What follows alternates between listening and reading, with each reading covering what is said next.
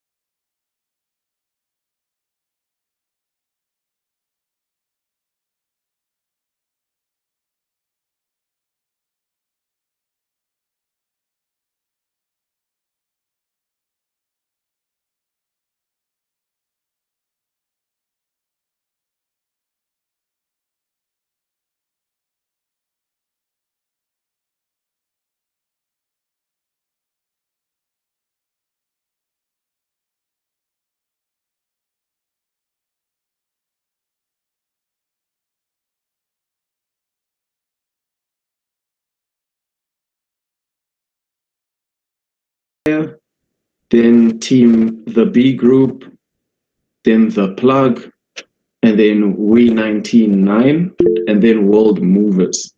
So please do pay special attention to who is before and after you. And once again, guys, please make sure you're prepared well in advance of your pitching time.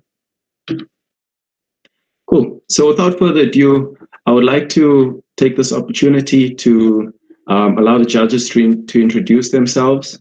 Good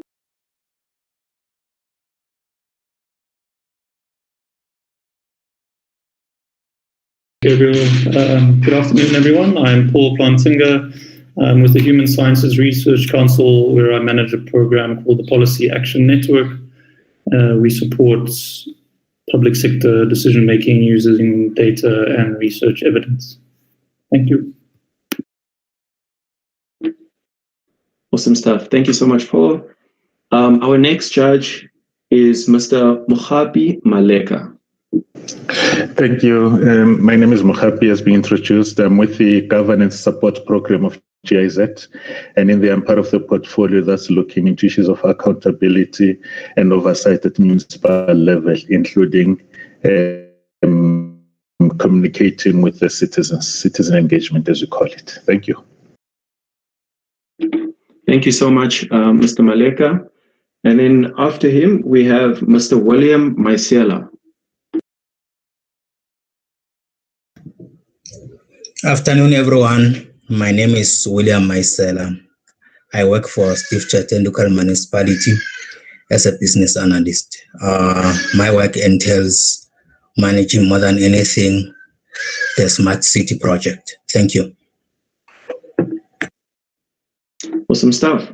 And then we have two other judges who will be joining us very shortly, and that is Ms. Doreen Mukwena and Mr. Muzi Ntumbela. Awesome. So, yes, guys, without further ado, I would like you guys to get your teams ready because we will officially get started with pitching. For the judges, I would just quickly like to remind you to have your judging form open and ready to adjudicate. In addition to that, please note that you are more than welcome to have a look at all of the pitches first prior to beginning judging, but do have the form ready and prepare accordingly. Thank you. So the first team that will be coming up is Team AI Jedis. So Team AI Jedis, please raise your hand on the chat, and then when you're ready, you're more than welcome to share your screen, and I'll start your timer.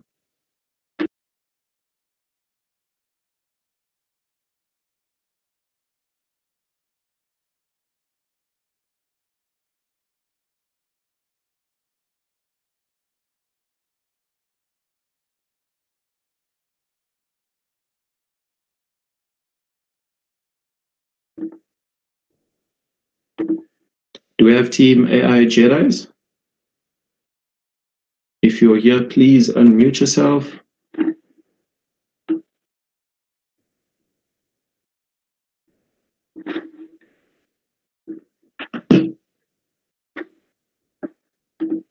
Okay. It seems Team AI Jedis is not present at the moment. So we'll just jump to the second team on the list, which is Team AI Migos. Please unmute yourself and shout if you're ready. We're ready. Awesome, thank you. Which team are you? AI Migos? AI Migos. Awesome, yes. Please feel free to share your screen, and then I will start your timer shortly. Okay, let me share it now.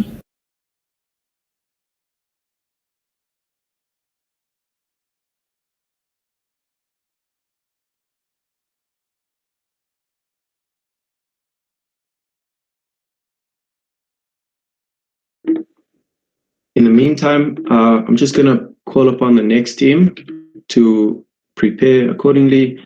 So after Team AI Amigos, there will be Team Codington. So Team Codington, please do prepare well in advance and do prepare to share your screen once we are done adjudicating Team AI Amigos.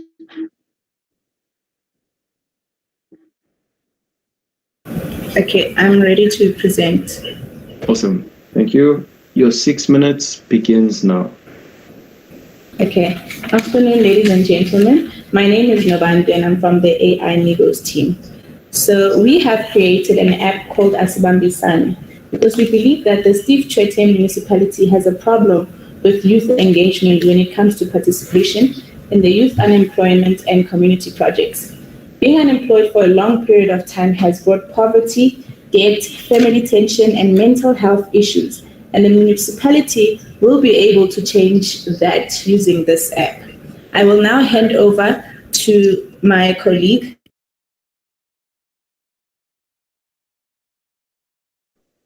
Hello guys. I hope you guys can hear me. So like Novanti said, Asibambisane, let's work together as a link between the municipality and the community, and mainly the local youth. So we decided to create a platform for the municipality to work together with the community to lower the local youth unemployment. Imagine an application that has local municipal vacancies where the youth can apply. The youth are able to create accounts, and with that we can have the data of all the youth that are willing to work, and the municipality can just source from that instead of going outside or having to collect CVs. They can just use that data. The community the municipality will advertise their community projects on the website or the application. We don't need to depend on councillors anymore because it's not reliable. So it's better if we have like a communication channel. Why not use the internet or technology for that? And then we've looked at the Open Data South Africa for our data, and we found out that a lot of youth are able to access the internet using their phones. So that's why we decided to. We are missing you. We're losing you. I'm sorry. Can you hear me now? Yes, I can hear you clearly from our side. It might just be on Mr. Maleka's side. Oh, okay. I'll just continue from the community will advertise their community projects, and the municipality will advertise their community projects on our site, so that the community knows what's going on. If they're fixing the roads and they need youth participation or something, they can be able to access that information instead of just waiting for councillors and stuff. So, and we've used the Open Data South Africa to collect the data that most of the youth are able to access the internet using their phones rather than other things. So that's why we created this application. I'll hand over to Shive. Good day, ladies and gentlemen. So in terms of why we chose unemployment is because Mpumalanga currently has a rate of around 40.3% according to the data we collected on Open Data Essay. And with the current smart city plans that the Tshwete municipality has, we felt as though to achieve the smart city plans, we needed to decrease the unemployment rate and therefore have a greater odds of actually creating a smart city in the Tshwete municipality. And in so doing, we are also going to be increasing interactions between the municipality and the youth, collecting info data to source young and upcoming youth. I'm going to hand it over to Pumlani, who's going to explain the business model.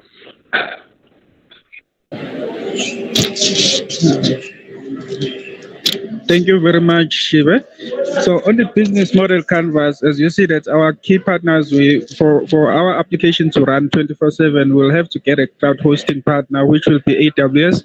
Then we'll also have to partner up with Tshwete, local municipality, so that they will be able to post their job vacancies or on our platform. And also we'll have a partnership with Department of Education and Social Development. Those partnerships are there so that if the Department of Education wants to do skills development courses, they will be able to see what level of education most of the job seekers have. And also this one will help with the social development government also on that part when they want to speak, when they want to engage with the youth when it comes to community projects. And then we also use here maps. So here maps is going to be there so that we will use it so that the municipality can know which ward has the highest rate of unemployment. So in that way, they will be able to cater for that specific ward before focusing on other wards. And also, we are also going to have a Twilo. We will have to. We plan on integrating a WhatsApp feature on the application so that users can be able to use WhatsApp to interact with our platform. And then also, we will also, like most of the parties, that we on the key activities is that we will manage the dashboard and also help the applicants so that we match them with the correct job that they need. And also, with the municipality, will help the municipalities to get the analysis specific about which ward has which high level of unemployment along with which the skills development courses they will be able to provide in that area. And then we also looked at our customers. The customers will be the government and also the citizens, along with corporate companies, because even them, they will be able to use the platform to advertise their job posts, especially for temporary jobs in their local municipality. Then on how we will make money is that we will have to include advertising space and also sponsorship along with job listing fee. Thank you very much. Awesome. Unfortunately, your time is up. Judges, would you like them to continue in your 2 minutes with the demo? Yes, please. Yeah, let them continue. Okay. on the application, as you will see, this is how our welcome screen will look like, so that a person, they will be able to sign in or register to have an account, and then afterwards, as soon as someone logs in, they will get a pop-up message alerting them about the new job opportunities that are available, and also they will be able to use a feature that will be integrated on the application to share with other people. And on the scalability part, we also want to add an art and culture part of it, so that people can be able to display their skills, so that they can also have an income. And then also have a USSD code along with the SMS notification, so that even if someone doesn't have data, they will also be able to get job alerts and all of those things, so that they can be able to apply for jobs. Thank you very much, judges. Awesome. Thank you, team. So judges, you have another 1 minute left. Feel free to raise your hand or unmute yourself if you have any further questions.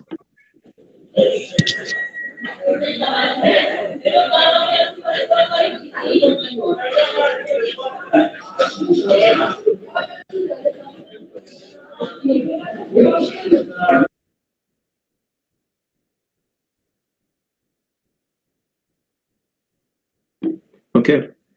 So there are no, okay, we have one question from Mr. William Maisela. My question is around, I see that they're saying Tshwete will post the jobs at their site. So are they only targeting Tshwete in this instance?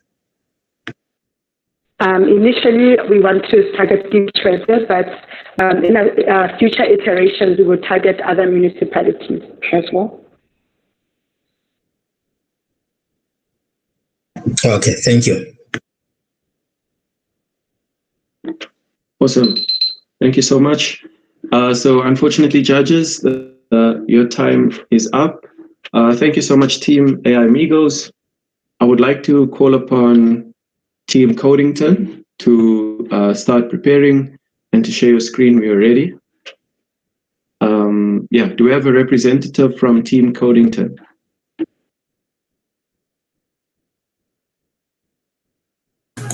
Yes, available. Awesome stuff. Thank you.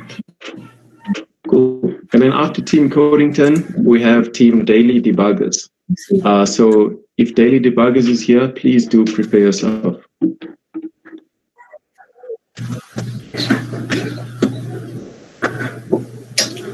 Okay, good evening, everyone. Our name is Codington. So just present our project and how it goes. So the outline, we just shared the introduction, problem statement, solution. So the members involved in creating this project is Ms. Mukwena and Ms. Mashile. So I'll just share a scenario, an informal state that I've gathered. So I believe that everyone in this room will agree with me that they relate or they know of such. So I asked my siblings what comes to their mind when they think of the municipality or the government. And they gave me these 3 words. They said they think of big offices, they think of queues. And so that's where Zapboard comes in. So we've decided to tackle those problems. So these are the problems that we have realized. We've realized that young people, they don't have easy access to information. They are less engaged to issues that involve the community or the government at large. So we've decided that we have created a Zapboard, which would be an omnichannel chatbot. To explain further some of the problems that we have noted, the youth is disengaged, as I've mentioned, in activities that involve community, the municipality or government-based activities, as well as the introduction or the pandemic that we are experiencing right now, COVID-19, has meant that we can't queue in numbers in municipal offices in order to get different services. So another thing that we have also realized is that young people are less likely to engage with people in platforms that they are less familiar with. So that's why we decided to direct our solution onto an omni-channel chatbot, which will integrate all forms of channels like your social media platforms and at large. So I'll just add a quote that a friend of ours shared while we were trying to pitch the idea to him. He said, "Why would I want to download an app or visit some website to talk to the municipality when I can talk to them on an everyday app or a smartphone?" So this is our solution, and this is the impact that we believe it will have on the community at large. We'll have an increased access to information. Young people will now be able to receive any form of information that relates to their community or any municipality that is available in their area, since the system will be based on your location and provide information based on that location.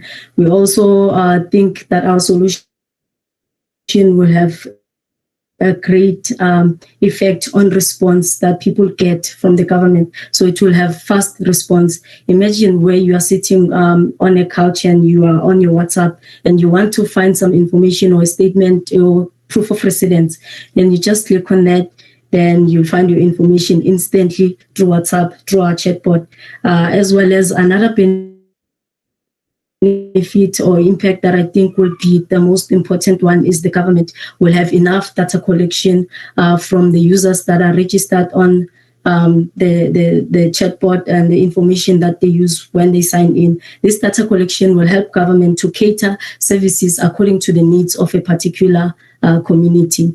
So I'll just explain the technologies that we'll use, then I'll pass on to my partner to explain how the solution will work. So we used Dialogflow, Google Cloud, and GitHub. That's it. I'll pass everything to my partner, Google Precious. Thank you. Am I audible?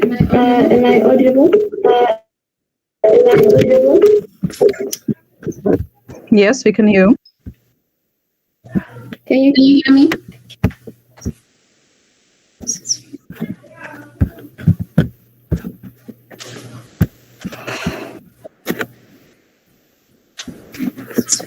Yes, we can hear you. Okay, so can you see my screen as well? Okay.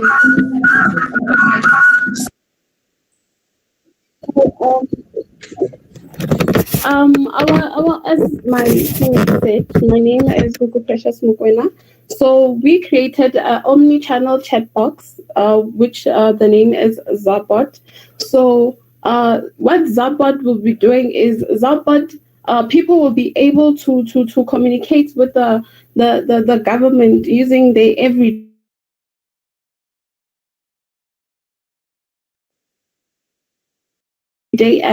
or any other social.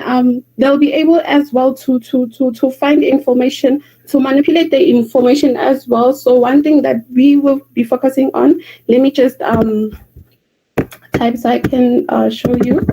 Oh, and I'd also like to point that this is our first time ever using Dialogflow as well as creating a chat box, and we tried our best to show you everything. Sorry to interrupt you guys. Unfortunately, your time is up. Judges, would you like them to continue in your 2 minutes? Yes. Yes, sure. Okay, time starts now. Go, you may continue. So what it will be able to do, one thing we want to focus on is that a person can create a profile based on their home. So they can have their own profile, and then they can register as well as to how much of water statement, rent, and everything. And then what it will do is if they want to change anything within, they can do that via Zabot. So as you can see here, just by entering our ID, it can show you the person's name, and it can also show you what they want to do as well. There's also other features where they can report incidences such as electricity waste, traffic, and stuff like that. And if they are looking for a job, what it can do is we want to replace this with actually a place where they can go and apply for tenders, and where they can also find bursaries as well. And then they can also report maybe waste collection as well. So this is largely what Zabot will be doing. Thank you. Awesome stuff. Thank you so much, Team Codington. Judges, you still have 30 seconds left. Feel free to unmute yourself if you have any questions.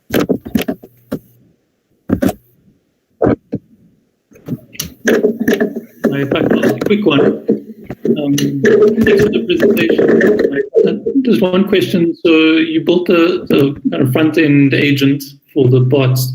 What do you think the municipality would need on the back end in terms of development or business processes to be able to provide the information that you're looking to provide to users?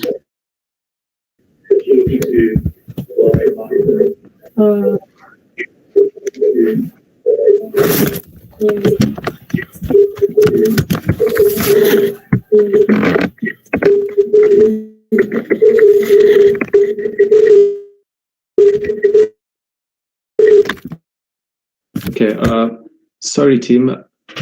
So unfortunately, the judges' time is up, but I'll just give you guys an additional 30 seconds to answer Dr. Paul's question.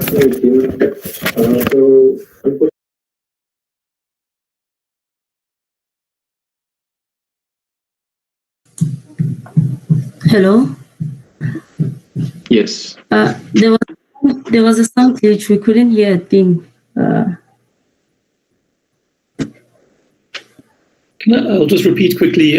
So you obviously built a front-end agent as a bot, but I was interested in what you thought would be needed on the back end for the municipality to set up to serve the information that people were interested in.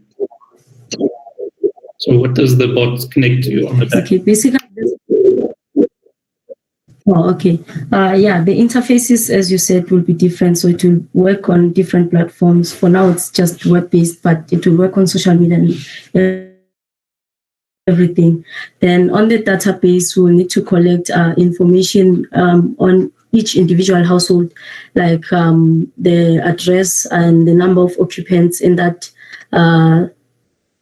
place, as well as the government will have to provide like information of their statements, rent-based finances, and all the financial statements that are involved. Yeah, basically that's it.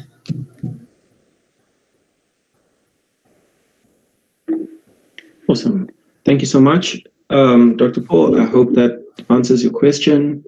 Thank you. Thank you so much. Team Codington. Up next, we have Team Daily Debuggers. So if Team Daily Debuggers is in the call, please feel free to get started. And then after Team Daily Debuggers, we have Team DevStack.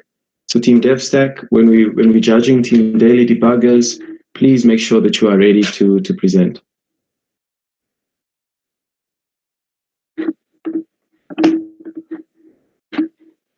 Team Daily Debuggers, when you're ready, just let me know and I will start your 6 minutes.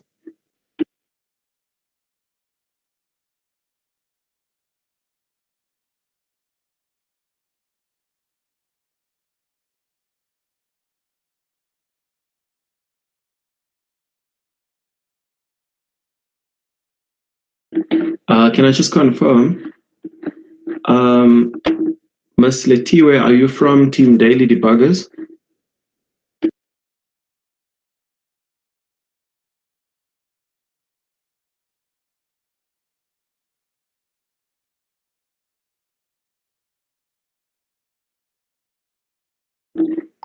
Okay. I'm just going to do one last round of calls for Team Daily Debuggers. If you guys are present, please do unmute yourself or raise your hand so that we know. In the meantime, can we have Team DevStack prepare?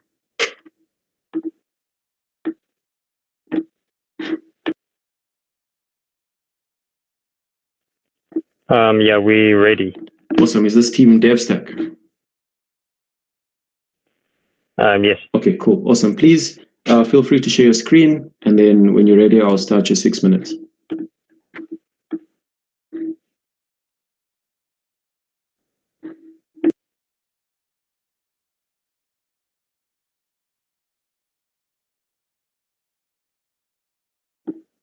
Cool. While they're preparing, the next team is Team F Society. So please do start preparing once they are being judged. Can you see my screen? Yes, I can. Cool. Your 6 minutes starts now. Oh, hi everyone. My name is Mzwakhe Pisho. We're from DevStack. My partner couldn't join because of work related. So today we're just going to demo our solution. We call it eClean, shortened for electronic clean. We're trying to ensure a clean city. Okay, before we start with demoing and showing all the software that we've done, here's a question, and I think throughout the hackathon, that's what we were being asked. So the question says, how do we connect youth and local government? So before I can answer that question, I just want to highlight a very beautiful thing that the local municipality is doing. So it was labeled, or is labeled, as a leading African city in service delivery, innovation, and governance. As well, one of their objectives is to increase youth participation in the socio-economic programs.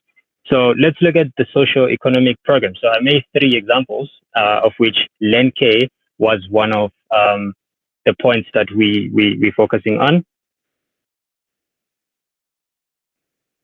Okay, if we look at the population, we have 278,749 number, of which 77% of it is aged between 15 to 64, which is a great percentage to classify our youth there. But here's the issue. Between 2018 and 2019, there was 7.3% drop in weekly refuse removal. So now, let me answer the question. Youth can be catalyst in bettering service delivery and sustaining the environment, but that can only happen if they get something in return. Okay, you might ask yourself, okay, what is something in return? So let's look at 2 social issues that went viral because of youth. So first of all, it's fees must fall. I won't go to definition of it. The second one is Black Lives Matter. So these 2 went viral because of social media platforms. So now, as DevStack, we came with a mobile application, call it eClean, that rewards anyone, not just youth, anyone that uses the application by reporting illegal dumping, lack of rubbish removal, and any service delivery issues, like potholes in communities. So our process is very easy and user-friendly. So first things first, end users use eClean mobile app to report any incident. Secondly, end user takes a picture, of which we need a proof for that, and then you submit it. So the image in our backend or in our cloud storage, it becomes analyzed and the end user gets rewarded, but not every time. So so you might ask yourself, okay, how do we connect youth to local municipalities? So here's what's going to happen. So the youth, which are the users, going to use the application, but then the municipality, we're just supplying them with data that we already collected. So, for example, we're doing a report data in who reported the incident and what kind of incident is that. So we're supplying the image, we're supplying the user details. So if we go deeper, we have a report log whereby it shows, okay, this is a slow refuse removal, which was logged by someone at a specific time and date, as well as the location. So why we're going to use location is because Steve Tshwete local municipality has this map whereby, Monday and Thursdays, there's a certain area where rubbish removals are being collected. So now we correlate the location that the incident was logged, as well as our removal of rubbish bins. So now I said we're gonna reward the users of the app. So rewards that we have in mind are the following, which are food vouchers. We look into Pick and Pay and ShopRite for support. We look for data and airtime, of which youth love to be on social medias, which charges data. We look into our ISPs for that. We're trying to improve learning in communities. So we look into book vouchers as well. So this is our business model canvas. I'm not sure if I should go through it just to save time. I'll just highlight key points. So key partners will have to look into ISPs, food retailers, and bookshops. And then how we're going to generate money. We're going to utilize adverts, of which there won't be there that much, as well as a freemium. So you have a certain period, but that the users won't pay. So we can ask the municipality to actually provide a fund for that. Limitations on our system, because it was like a 2-day hackathon, we couldn't implement fully waste image processing so that we can analyze the image as well as the rewards. Awesome. Sorry to interrupt you, but your time is up just in time, actually. So judges, would you like to give them 2 minutes to demo, or would you just like to jump into questions? Demo, please. Okay, cool. Okay, cool. Good. Okay, so this is our app. I'll just log out. It's user friendly because it just have one button to report. So the user can log in. I'll quickly do that.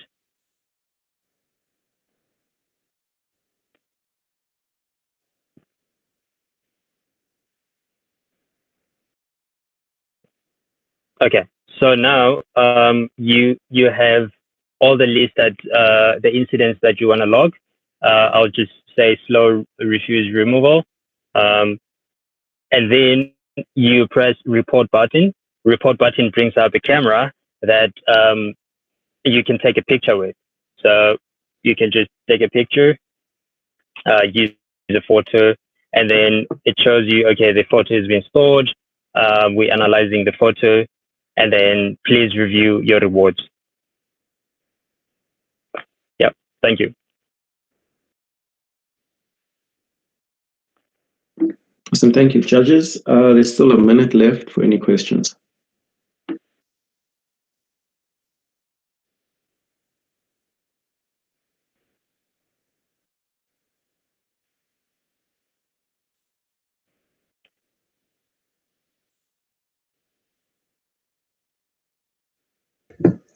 Sorry, I'm trying to think about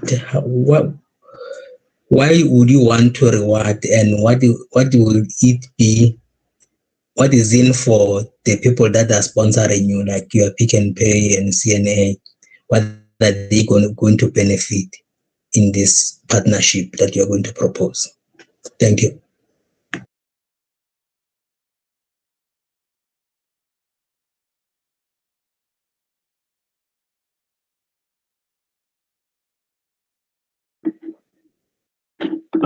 Team DevStack, did you guys get that question?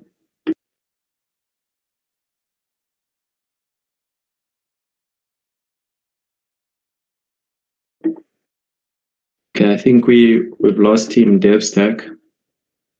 Could be internet or perhaps load shedding. So, okay, judges will have to skip that question for now and move on to the next team, which is Team F Society. So Team F Society, please unmute yourself and let us know that you're here. And when the time is right, I'll start your 6 minutes.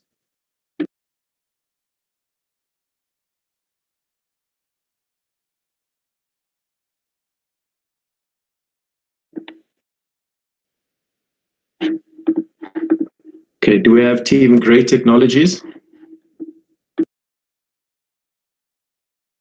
Yes, we do, but I'm still having problems. My PC just went off. It has to restart. Okay, we'll swing back to Team Great Technologies. Do we have Team Hackerpreneur?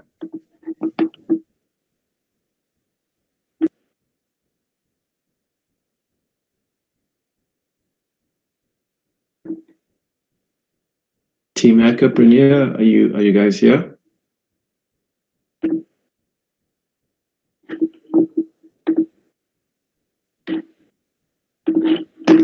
Okay, do we have Team InSolar?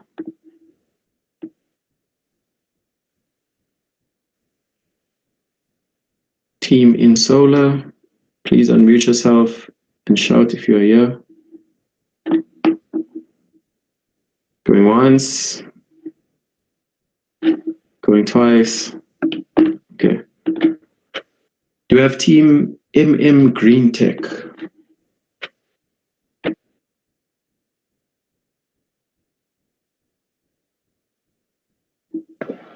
Yes, awesome, Mr. Available.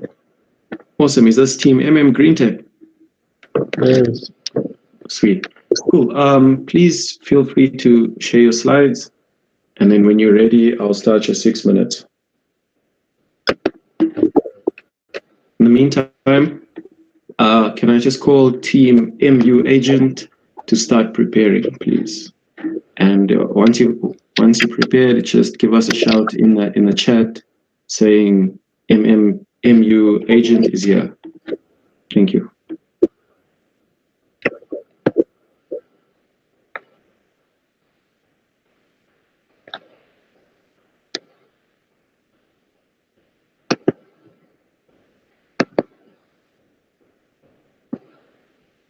How's it? Can you see my screen?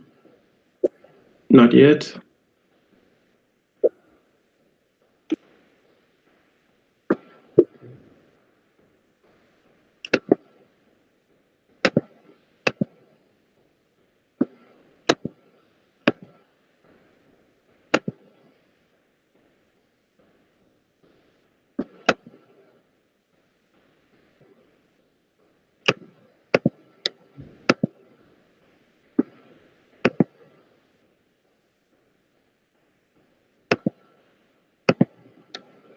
Now? So, nope, still nothing as yet. So, okay, here we go. It's loading. Cool, we can see a screen now. Okay. As MM Green Tech, we decided to tackle the problem of garbage collection. So garbage collection is a very big problem in our community because if you can check, in most communities, you'll find that garbage is not collected in time. Or sometimes there are some places where you find that garbage is get full very quick, like in town. So what we decided to do is to come up with a system that will alert the garbage collection company or municipality, if it's a municipality, or if they are outsourcing, and then they can also share credentials with that company.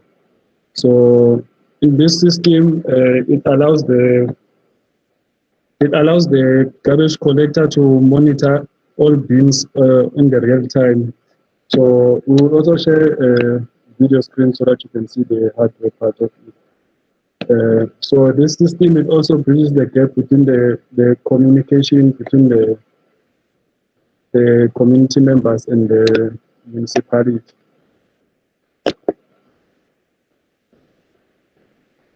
So if I can maybe share my screen.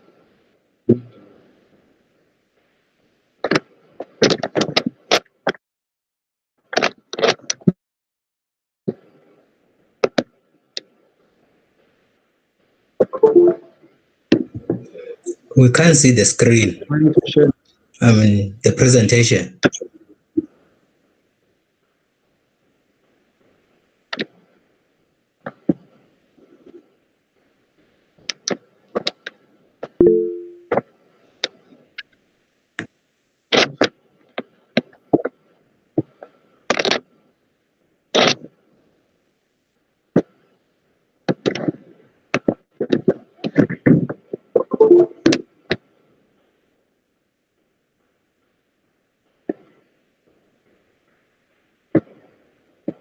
I'm trying to share the screen, the video, so that you can see the hardware percentage.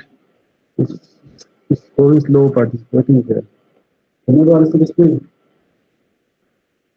Yes, we can. Can you see the project like this? Project. Oh, yes. Here's the beam that we built.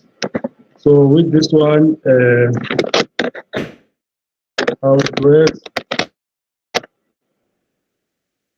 it checks the distance from the person who's trying to throw the rubbish inside this bin. So it uses some sensors to check for the distance, and then it also checks the level of garbage inside this bin. And then it also uses some sensors there inside, and then some. This is the hardware, but I don't know if you can see it very clear. So it checks if you are close enough, then also it detects how full or how empty the garbage is, so that the garbage collector people won't like every week or every day go and collect garbage.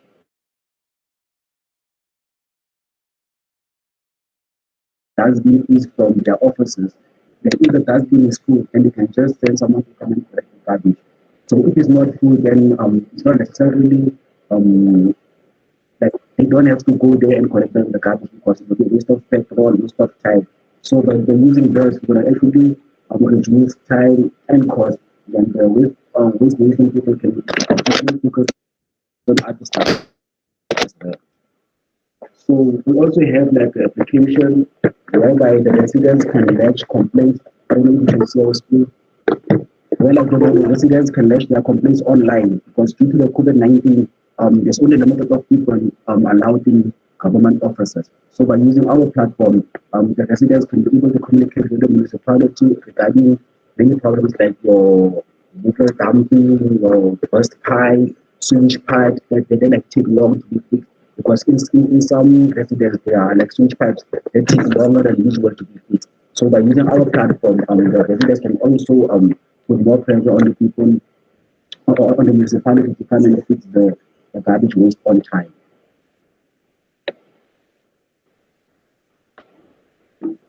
Awesome stuff. So this is how it actually operates. When the person is nearby, you see it opens, and then when you go away from the dustbin, and it closes. And also it works with the level, like we said earlier on, it's going to check how full is it. So if it's full, then it won't open, and also it will send a notification to the waste management people, so that they can come and collect the garbages. So that is our project.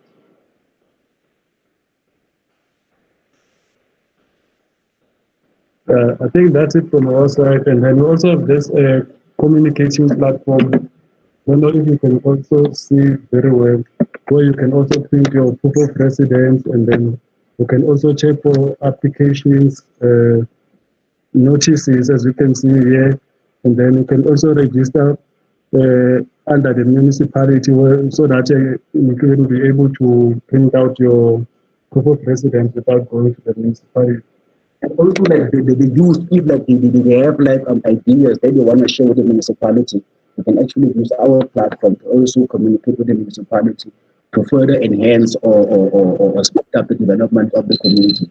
Because some youth have ideas on how to improve their community. So they can also use the platform to actually present their ideas on their website or system. Awesome. Thank you so much, team. Thank you. Unfortunately, your time is up. My apologies for having to interrupt you. But we'll just go ahead to the judges, 2 minutes now. So judges, if you have any questions, feel free to ask away.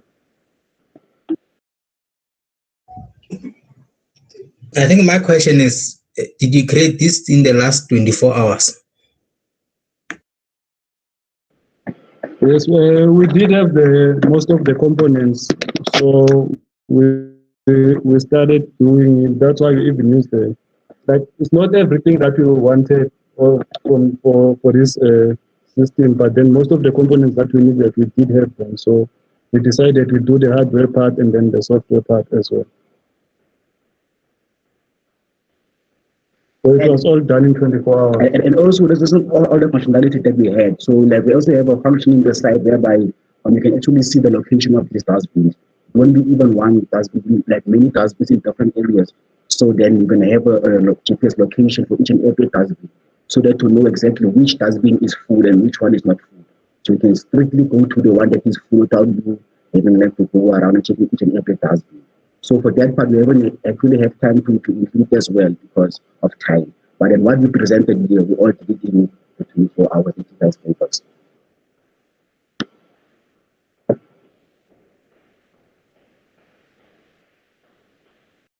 Okay. How are you going to safeguard your components on the dustbin?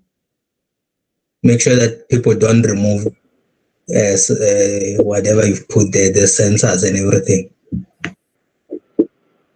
Those bins, if you can check those public rubbish bins, they are made of steel, so you can just build a small cage by the side, and then where you would also put a small fan to cool down the components, and then that's where it will fix, and then you use it to power it up because it does not consume too much power, so it will be able to manage this system. So you just build a small cage by the side of the dustbin, and then you weld it.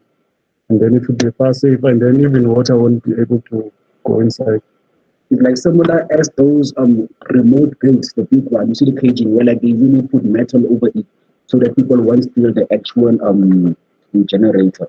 So we're gonna use the same casing. It will be steel and it won't be easily broken or even like that. So we won't be able to actually get the components out. So that was our approach. Awesome.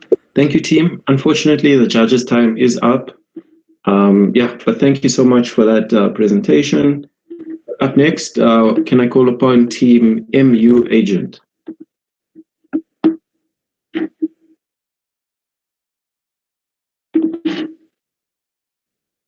Do we have Team MU Agent?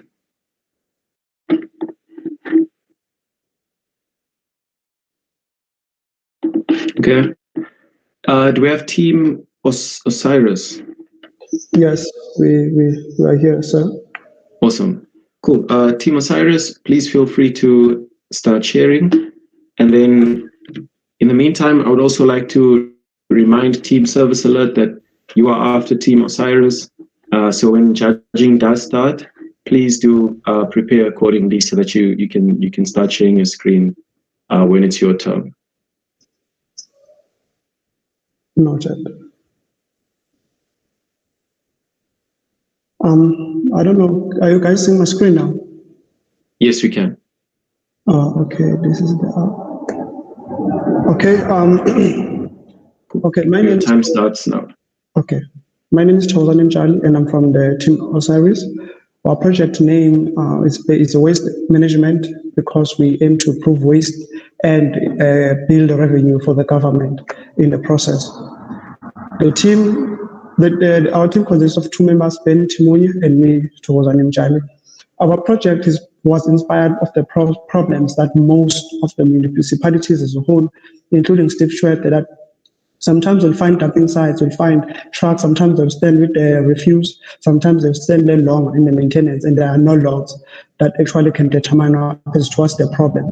So we believe that our system will actually come and help to restrain the illegal dumping sites and also better manage the maintenance of the refuse vehicles and also provide and also make sure that we will have a safer and cleaner roads as well. So what we've done is we've created a system. You can say it's a system because it consists of basically waste bins with smart tags. Basically, the reason we need a waste bin with a smart tag is so that if a waste bin is registered to that household and then it's been stolen and it's used on another household, and a case can be opened and the waste bin can be brought back to where it actually belongs to. So also, if the refuse trucks as well are also well maintained and monitored constantly, that productivity and it will be guaranteed. Meaning, waste will be moved more frequently, and that will also restrain dumping sites, and that will also keep cleaner roads because there will be no bins that are overfloating. So if you click this, if you QR this thing, it will take us to a demo of which I will show in the end.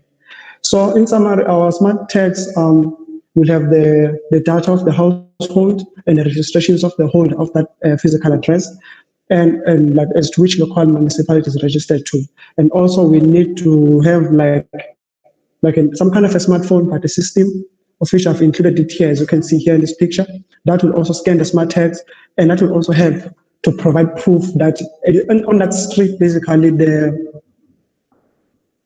the bins have been collected, the truck did goes the routes, and that will also give more productivity. And the people who like to skip jobs will also, the employees that are using the refuse trucks to skip jobs, they will also have limitations onto doing that. So what you see here is the back end of the system with the tagging system of the waste bins. So basically, the admin will do an allocation as to which truck is going to go where, which truck is on the maintenance, which truck is on the other location. So if you can see here on the data, you will see that there's a refuse data, managed data, trip reports, deroutes, reroutes. Meaning, because we're going to put tracking systems as well on the trucks, that tracking system will also help if the truck deroutes, if the truck did their roads, that will also record the mileage. That's going to notify the admin that no, this truck is due for maintenance. If the truck has a breakdown, then they know that they need to allocate another truck for that location. And then the tags will also provide information that will be added onto the billing of that residency. As you can see here on the site, I've put an API data that can send externally for billing that aligns with water and other things as well. So at the bottom here, you see that the notification and reporting, that also help the youth and as a whole to actually keep communications with the municipality, like here in the waste management. For example, if there are delays or whatsoever, the admin will send notifications that to say, no, your bins will be collected when, and reporting if the bins were not reported or something maybe is wrong or it has been stolen, so that they tell them no. If you scan this on a different location, it was been reported stolen, and then the case has been opened. This is a summary of what actually happens. That it includes in the truck that uses the GPS that will be used to log the trip reports and to offense the vehicle, and that will also help the theft of the refuse trucks as well. But I won't go through it because of time. Now going through to I think I need to go there. So to sustain this, with the tagging system, we'll be able to build properly which houses they use this smart tags that needs to be collected, which businesses use this, which government, municipalities, departments uses this system, of which then the billing will also help generate revenues. And also what I also left out here, it's because of space, is that we can also put on adverts on the smart bins. That will also lower the cost of the bins as well. We can also put the adverts on the sides of the trucks that can be paid for businesses to advertise. That will also help with the revenue. Here what you see at the bottom is a smart tag that can be helped to be built into the bin, so that if you cut it out, the bin will be rendered unusable. If you steal the bin, then wherever the bin is used, we'll be able to allocate it, because we can never be able to load the bin that doesn't have a tag. So this is our canvas. With our canvas, I'll just go to the cost structure. That what's going to cost more basically is the bins with the NFC tags, the tracking, the maintenance of the tracking of the refuse vehicles, and the server maintenance cost. The revenue will be made by billing, obviously, the households, the businesses, municipalities, and the ads sent on the app or in the web, and the ads that are going to be applied on the sides of the truck and the waste bins as well. So the transparency there, the value points preparations is the transparency between the municipality and the households, because usually there are no. Sorry to interrupt you, team. My apologies to have to interrupt you. Unfortunately, your time is up. Judges, would you allow them to continue in your 2 minutes? Yes. Okay. 2 minutes starts now. Thank you. Just to cut short, this is going to be the web app or an application that they're going to be downloaded.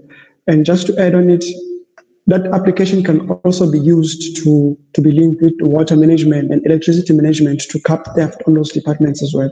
So people will be able to see, their bill on that monthly. This is just an example. And then people will also be able to dispute and inquiries, people will be able to get their reports.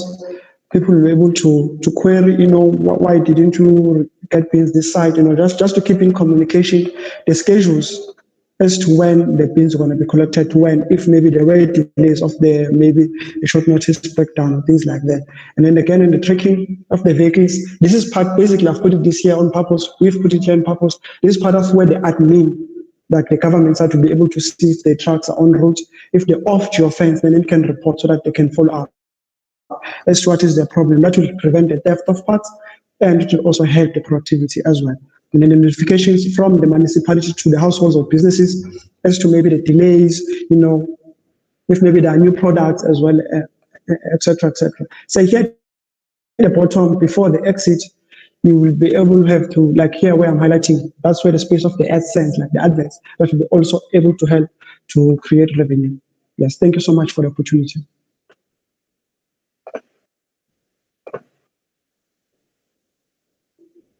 Hello? Awesome. Judges, you still have 30 seconds. Feel free to ask any questions. In the meantime, I'm also going to ask Team Great Technologies to please prepare. Yes, Mr. Maleka, you're more than welcome to ask away. Thanks, Chair. Just a quick one for me. I want to find out, should it happen that the owners of these trucks are actually an outside business and the trucks are not necessarily owned by the municipality, the whole job is being outsourced, how do you convince them to buy into your product? Well, we'll have to tell them that in order for us to know where we're spending our money at, we have to put our own tracking system that will be able to actually see if maybe we are being productive, so that we are happy as to what we are buying. And the smart tax, the government will have to put on their hand there, because that their problems will also be solved, and the money will also go to the government to improve on other services as well. I don't know if maybe I was clear. Sure. Awesome stuff. Thank you so much, Team Osiris. So now we're going to go back to Team Great Technologies. Team Great Technologies, can one of your representatives please unmute themselves and share their screen? And then when you're ready, I will start your 6 minutes.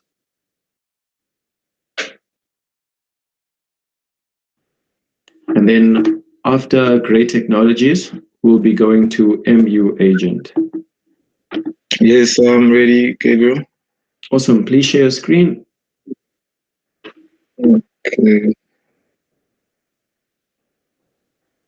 I share a tab. Okay.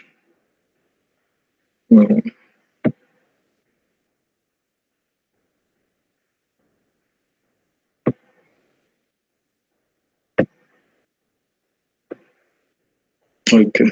Can you see the screen? Yes. Okay. Cool. Your 6 minutes begins now. Sorry, can it load first?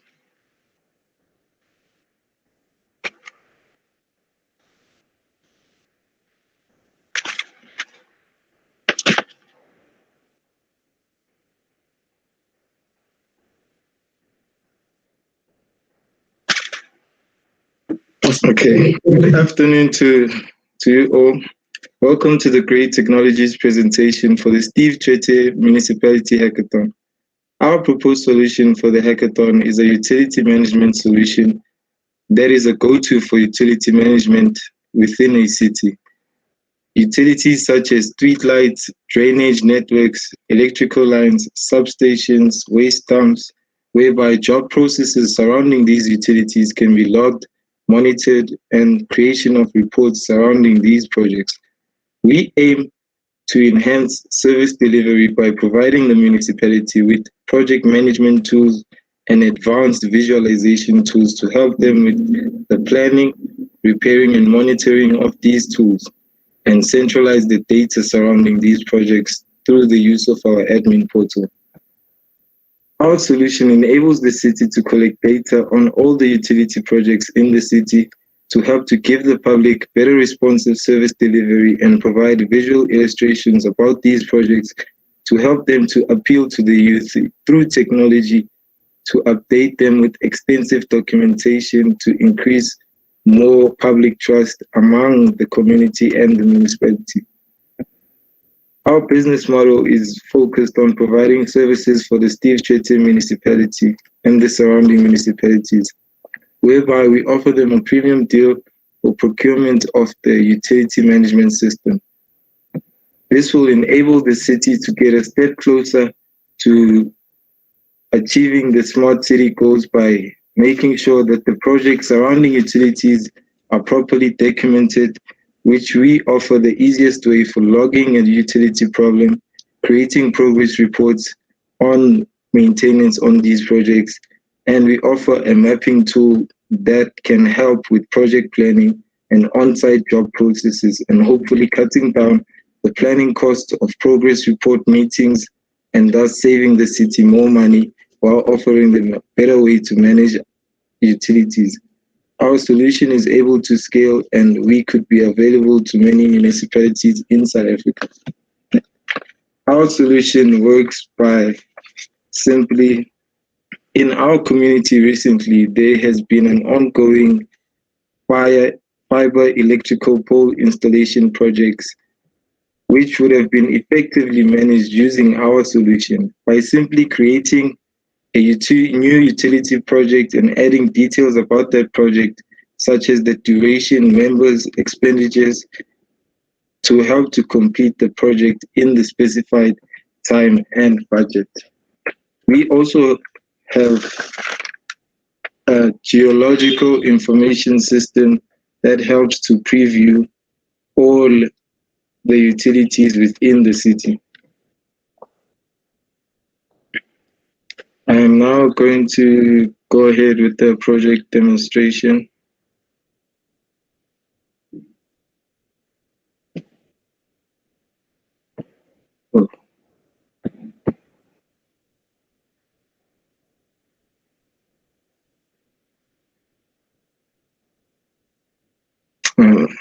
So can you see the screen? Yes, we can. Okay. This is our online platform which you can add a utility. Currently, there are 4 utilities such as the drainage networks, electrical lines, poles, street lights. You can add waste dumps and many more utilities. There are 11 tasks surrounding these activities which are visible on the progress on these activities. You can view an activity, a utility, by simply clicking on it and seeing the whole project description on the utility projects within the city. You can also see the team scope and the tasks that have been done and the ones that are still going to be completed. You are able to add a new utility, add a new task to the system, and search for any other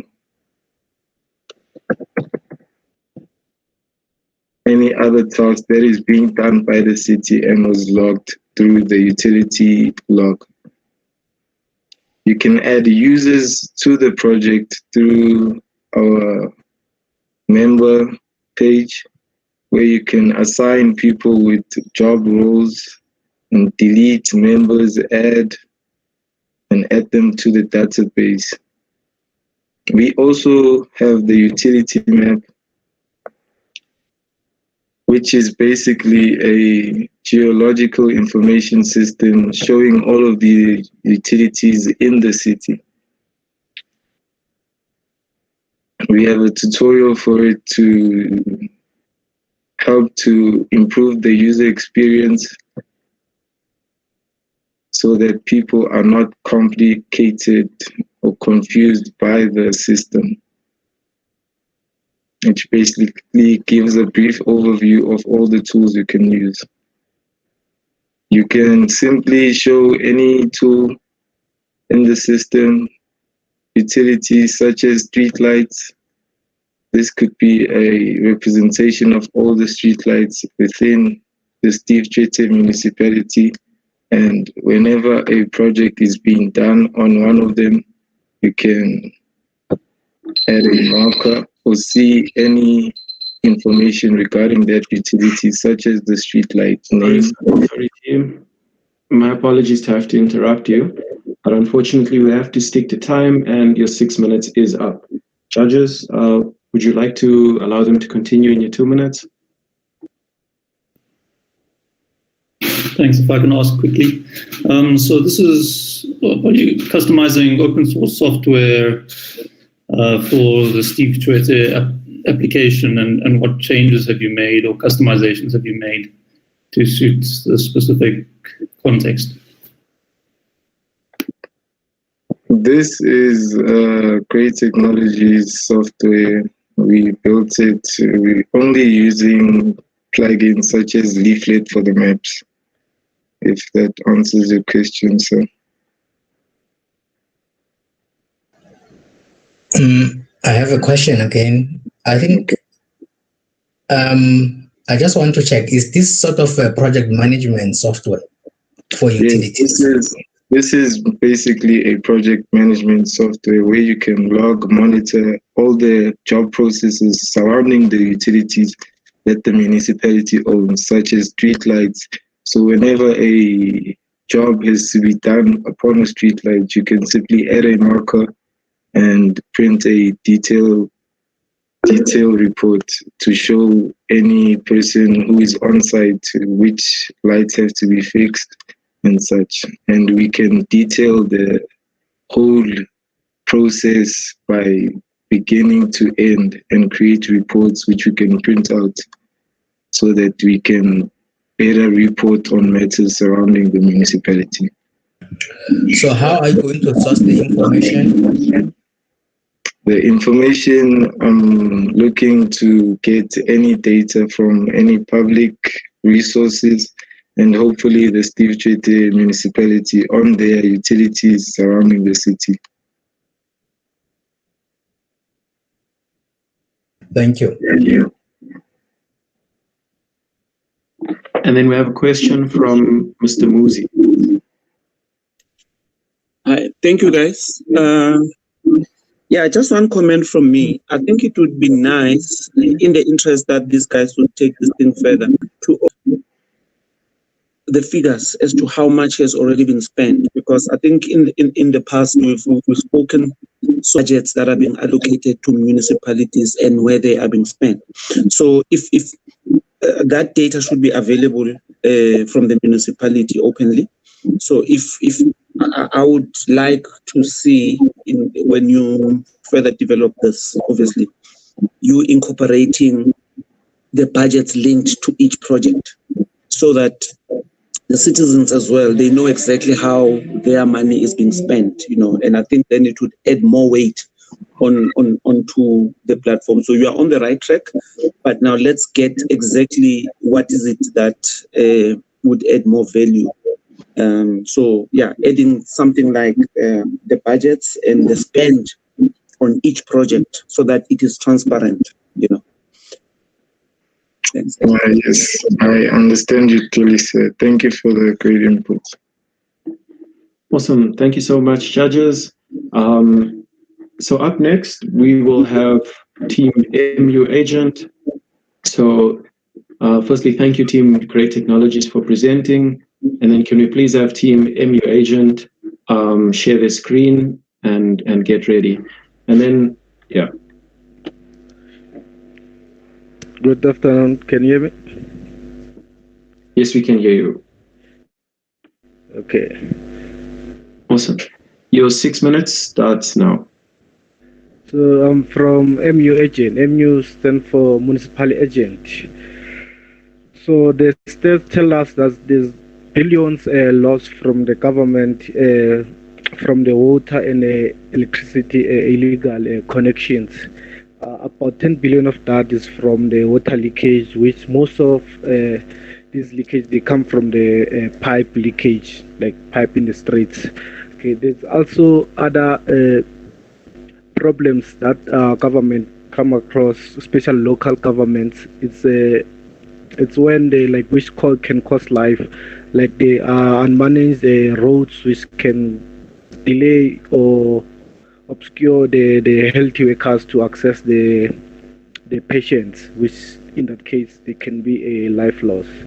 So our solution is to have an agent. Everyone in the municipality where is an agent to report such matters, illegal connection of electricity, when there's a water collection truck didn't push up on the day specific, they have to report that.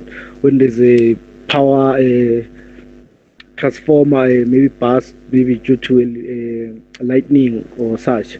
So this is a mobile application where users, community members can report such incidents. So it can be any service that municipality provide. So on this app, the user here can see how many things, like he's saying, how many reports he put it, and how many of these reports are completed. And then on the side here, on the right hand side, there's each and every report got its own ID, unique ID, where a user can make a follow up if the issue is not solved. Make a follow up on the app, or you can go direct to municipal to the specific department, maybe road department or water and sanitary department, to follow up using the ID. And then here on the middle here, we have a alert, which alerts will be from municipalities, like maybe load shedding alert, maybe there'll be power water cutters alert due to maybe maintenance. So the user will see, oh, tomorrow there will be water maybe between this time and this time. They are maintaining maybe at this specific ward. Okay, how do I lodge a complaint? So by clicking at the bottom here, I can put my name here, I can put the address, I can specify which service, it's water, it's electricity, and then I can put smaller description, what is it, and I can also attach a picture so that the technician at the municipality can access the damage. Maybe they have to come with a van or come with the trucks from the picture itself. Model overview. So the customer segment, it's a community, and the key partners will be community and the municipalities departments, the service provider departments, water department, electricity. And the value proposition will be to accelerate the service delivery. So the app is to accelerate the service delivery, because if the problem is reported early, then a lot of money can be saved from the municipality. I'm done. Yeah. So I wish I could show this on the app, but I couldn't connect my Android app here, so I took the screenshot there. Awesome. Thank you so much, Team MU Agent. We still have 2 minutes left, but I think in the interest of time, we'll just jump straight to judges' questions. Can I please also ask that Team B group also get ready to go next?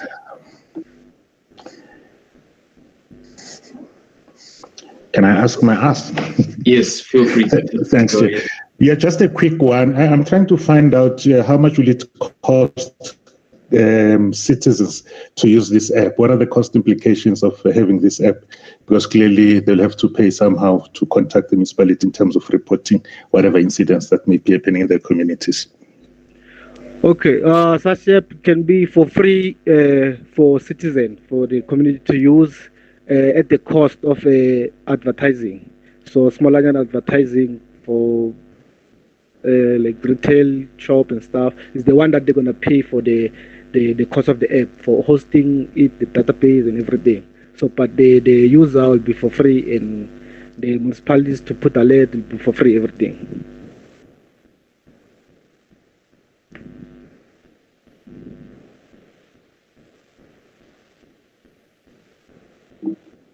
Awesome. And then we have another question from Mr. Muzi Ntombela. Thanks, Gabriel. Thanks, everyone. Yes, I was still stuck on that question that the previous judge asked on how this could be made on the cost, on how one could waiver the cost to the citizen. I think as a word of advice, developers, you could have your application zero rated for services that pertain to government and public services. So it's a route that one could look at, instead of trying to, because at the end of the day, once a citizen downloads this thing, it's data. So you would battle to manage how you refund them. Mm-hmm. And yet when the application is zero rated, then it would be easier, it would be straightforward.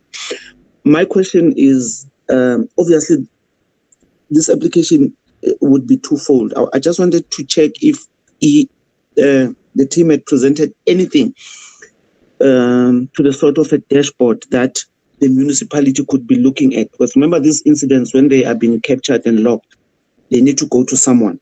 So I just wanted to check if they had played around anything that the end user would be seeing or looking at. Yes, there were plans for that, but they couldn't finish, like, due to time constraint, to finish the backend part. But now the data just goes directly to Firebase.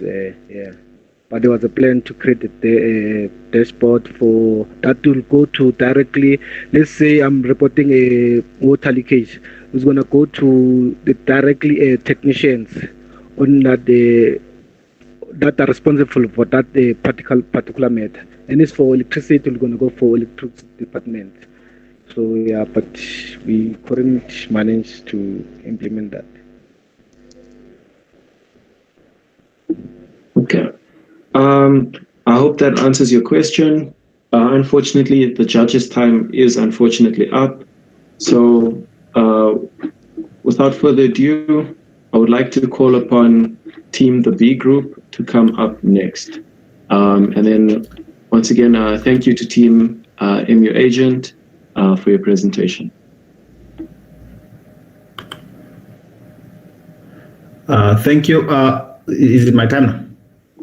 Yes, it is. Okay, cool. Please share your screen. I'm trying to drag things to my big screen now. Okay, let's do this. Can you see my presentation? Yes. Okay, cool. So after presentation, I will just switch back to the normal screen so that you can see my demo. Okay, my name is Colin.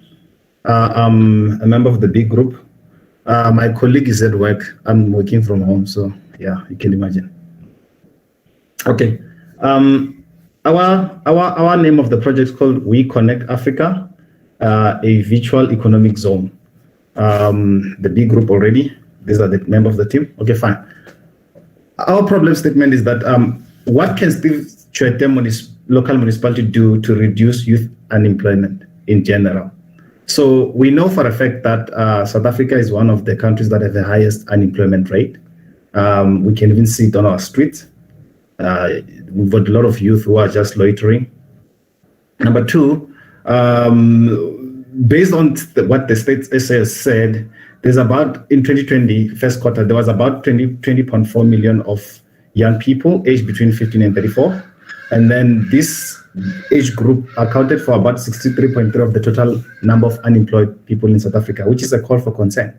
So we also look at the research that was done by the Peace Child International Organization, where they managed to identify, they wrote a perspective where they identify 5 causes of unemployment and all things that can be brought as a solution. The 5 causes I've listed here is financial crisis, skills mismatch, lack of entrepreneurship and life skills education, lack of access to capital, and a digital divide, which usually occurs in countries that are sort of still developing countries, which are mainly third world countries. Then the solutions were education and training programs, youth access to capital, universal internet access, and greater availability. I think that's what most municipalities across South Africa, not just this Tshwete, they're trying to push so that data can sort of fall so that people can have access to internet. And then skills mismatching. And then you'll see how this data falling can also assist this solution that we're trying to push forward. Okay, I've wrote a lot of things, so please bear with me. Okay, how do I navigate? Okay. Can you see my second screen? Okay, sorry. Oh, thanks. No. Sorry. So we're currently looking at your slides. Okay, my second slide. This is my second slide.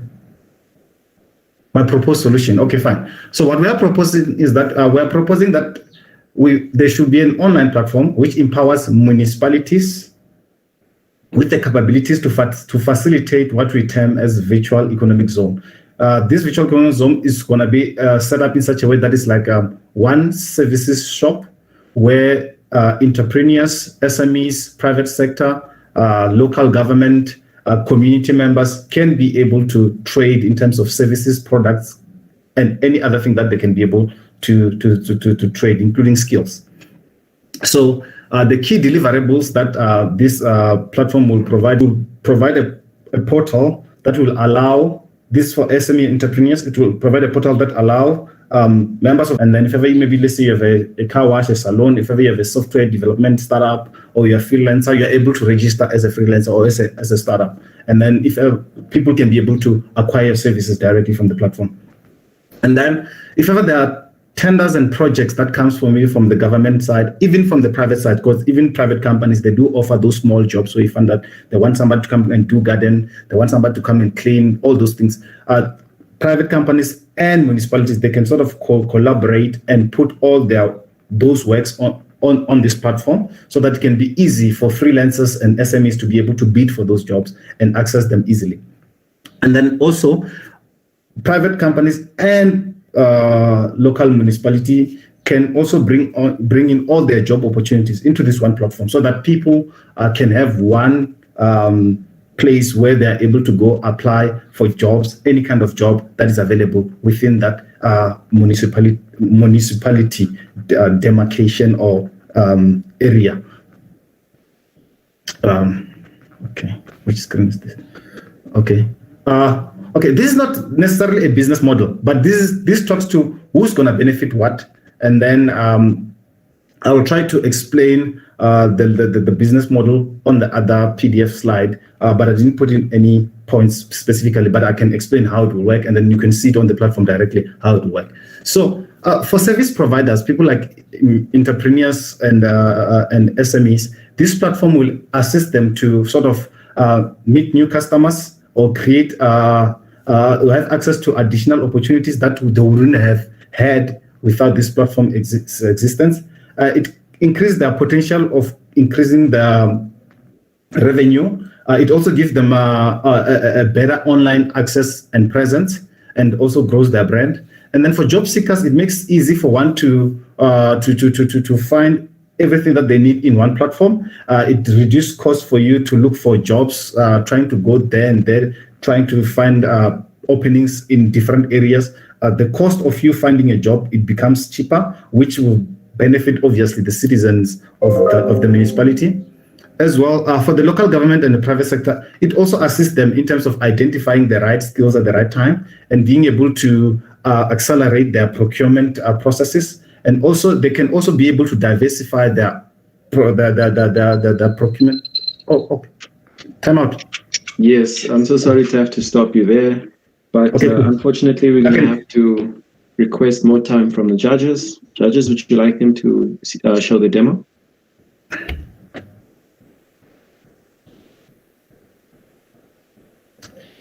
Yes, let them continue. Okay, cool.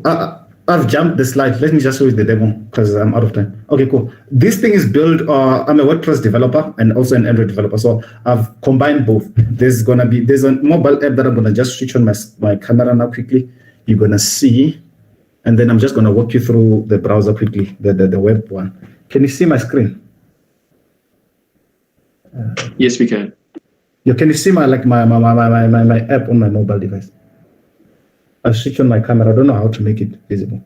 No, we can see your camera feed, yes. Oh, okay, cool. That's the app now. It's on my Android device. Okay, cool. Thanks. Okay. No, I'm not that one. Present.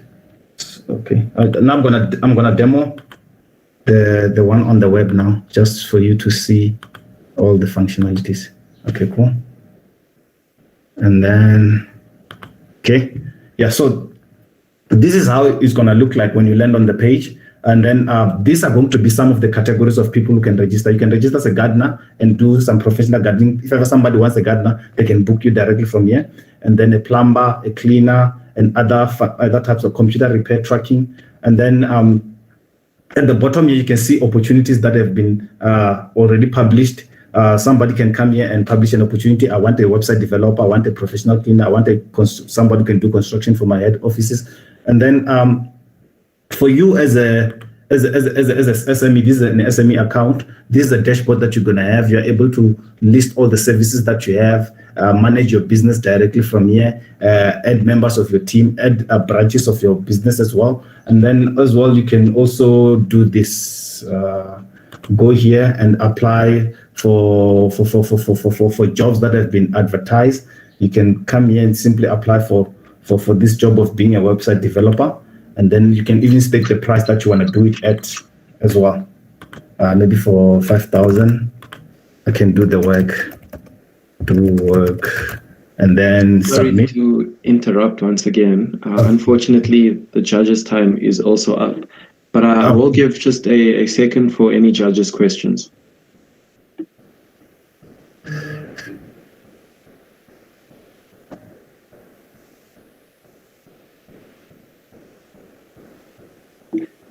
Do you have any questions from the judges?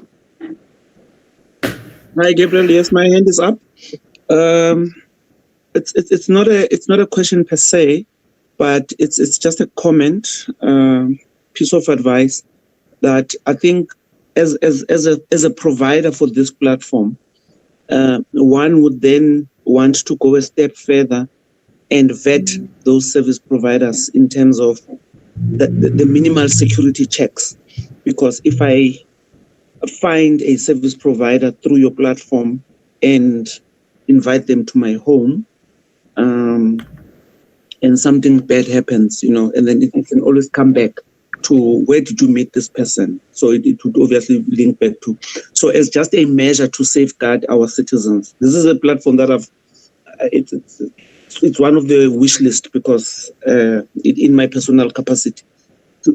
But one needs to just ensure that whoever registers as a service provider on the platform, they are somewhat vetted to just the minimal vetting, so that we protect our citizens. Okay. Can I? Oh, sorry. We don't respond. Apologies. Let me mute myself. Okay. Awesome. I hope that was of value to you. So yes. Up next. Oh, okay, sorry. No, it's fine. I was just saying it does vet, just that I didn't get to the presentation where I can vet a person. Okay, unfortunately, due to time, we're going to have to cut you off over there and invite the next team, which is Team Service Alert. So, excuse me, Team Service Alert, when you are ready, please do present your screen. And then can I also ask Team Daily Debuggers, you'll be after Team Service Alert. So please do be prepared.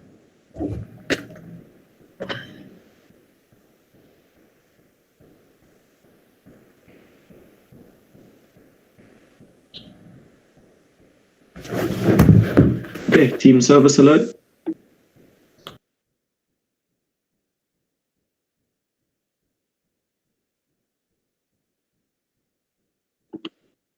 Okay. Okay. Can we please go to Team Daily Debuggers? Yes, I am here. Awesome. Please share your screen, and then when you are ready, I'll start your 6 minutes. Okay.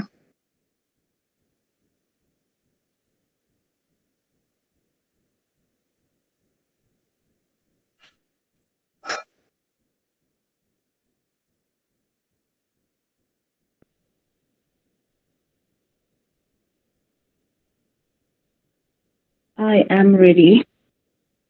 Awesome. Your 6 minutes starts now. Okay, thank you. Good afternoon. My name is Letiwe Nkosi. I'm with the Daily Debuggers. So in our team, there is 4 of us, all developers. We looked at the youth unemployment, which is a huge issue in South Africa. And as you can see from the from the statistics, Mpumalanga is number 3 actually when it comes to unemployment. Provinces that suffer from unemployment. Another problem that we realize from where we come from is that a lot of people, they rely on word of mouth in order to know about jobs, or to know where there's a job, and that is not really reliable.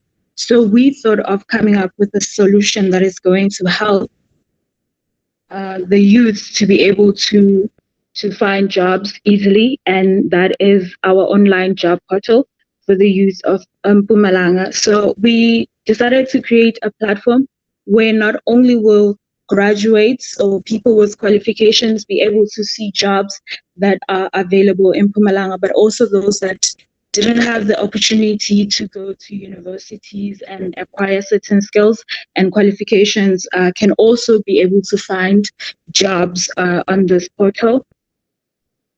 So how our system is going to work is that the user will have to register to be able to access our services.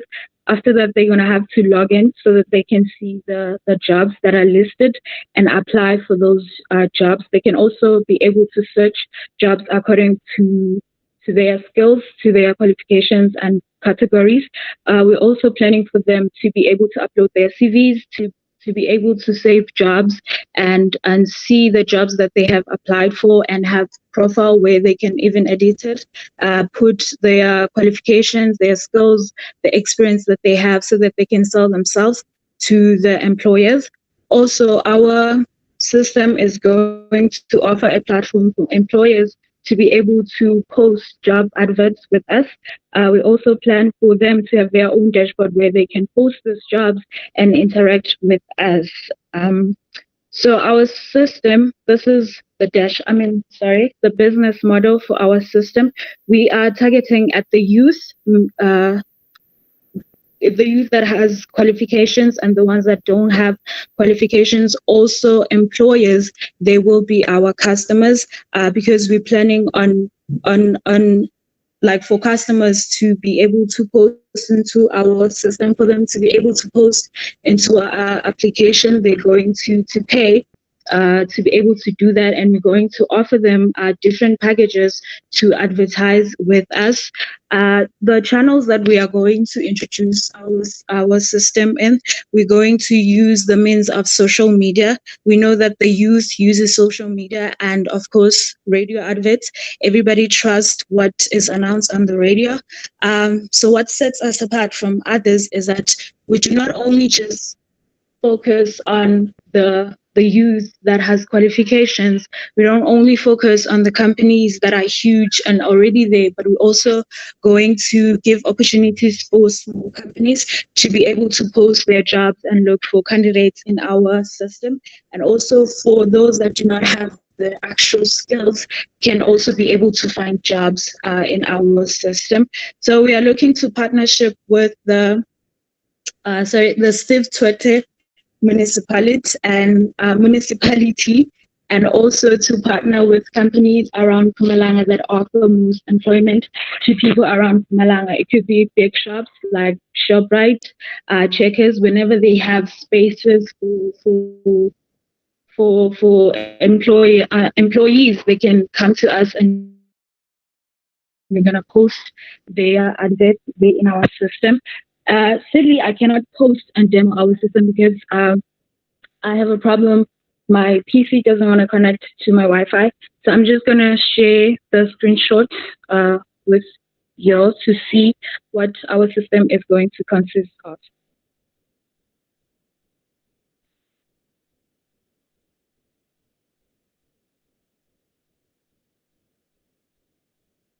So this is going to be our homepage where you're going to see about us, and they're going to be able to search for the jobs that they want. They also going to be a space where they can, for job seekers to be able to look for jobs here, and also for employers to be able to post a job here, and they're going to have a form where they're going to post for these jobs. And also when the user has decided to look for a job, has pressed to look for a job, they're going to be taken to where they can apply for this job, and their details are going to be stored in our database and going to be sent to the employers. We're also going to show a list of the recent jobs that we have on our system, and they're going to be able to access them and be able to apply also. Yeah, that's pretty much from us, Daily Debugging. Awesome. Thank you so much, team. And you managed to finish just in time. So without further ado, we'll jump into the judges' 2 minutes now.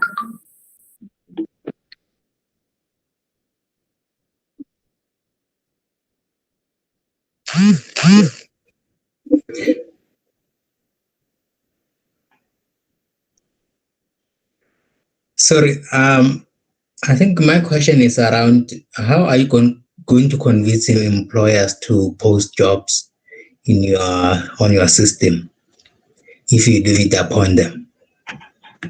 Well, as I said, that we are looking to partner with the Tshwete Municipality.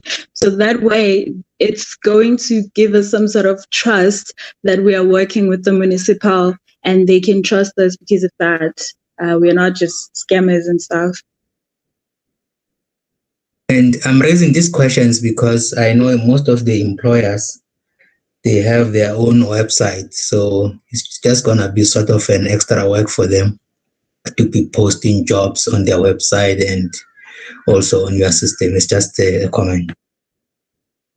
Sorry, I didn't get that. It was just a follow-up comment to say you do know that most of the employers do have their own website where they post their, if there's any vacancies in their companies, they post them there.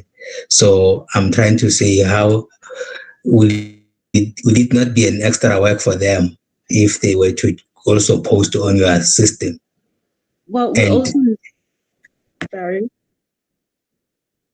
we're also looking to partner with, to work with small businesses that don't have such platforms to post their jobs on their own website. So it's not just only for the big companies, but they will also benefit from this because they will not just only be reducing unemployment in Mpumalanga, Awesome. Unfortunately, the judges' time is up. But I would just like to give Muzi an opportunity to ask his question. Thank you, Chair. I think another alternative in response to the previous judge's question, most of whoever posts make positions available on their website. I think the team can look at back-end linking with those sites, scraping around websites, because I think the whole idea, I get it, is to have the one face of job seeking and job advertisement. So I think the team can just go into the background, go to the DPSA website, go to the municipalities website on their own in the back end, and get whatever vacancies are there, then bring them back onto their own portal and publish them. Because now they would already have a community of registered job seekers, and just make it easy for them not to go around looking, but they would do their homework at the back end. I think another thing that I wanted to throw in is perhaps look at partnering with an institution like SAQA, the South African Qualifications Authority, because I think that the biggest drag that we have, one is the fake qualifications that we've had to deal with as a country, and government takes forever to vet and verify qualifications, and yet SAQA has got those. So if you can find a way of partnering with an institution like SAQA, so that at the back end you vet and verify qualifications of all your registered users. If Moses says he's got a BSc in engineering, you go and ask SAQA based on Moses' ID. I'll stop there, Chair. Awesome stuff. Thank you so much. Unfortunately, the time is up for this team, and we will be jumping to the next team, which is Team Smart Ideas. Do we have Team Smart Ideas on the call?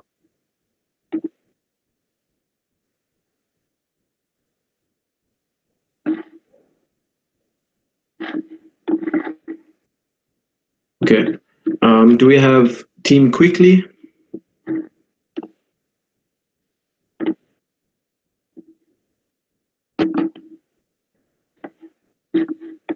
All right.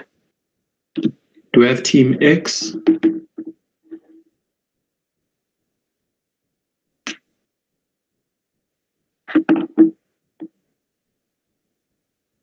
Do we have Team X on the call? Okay, yes, we do. Awesome. So we'll be going to Zamantima. So when you're ready, feel free to share your screen and let me know when you would like to start.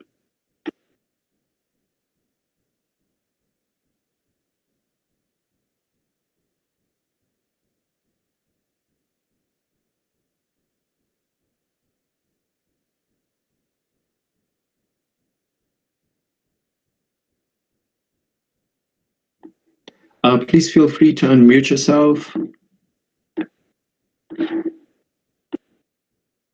Hi, can you hear me? Yes, we can. Okay, I'm trying to share my screen, and it tells me that Gabriel is presenting. It's fine. You may present over this presentation. Okay, I'm gonna try my best. Window, entire screen.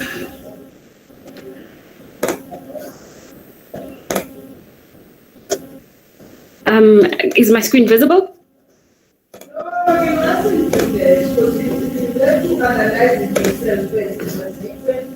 Yes.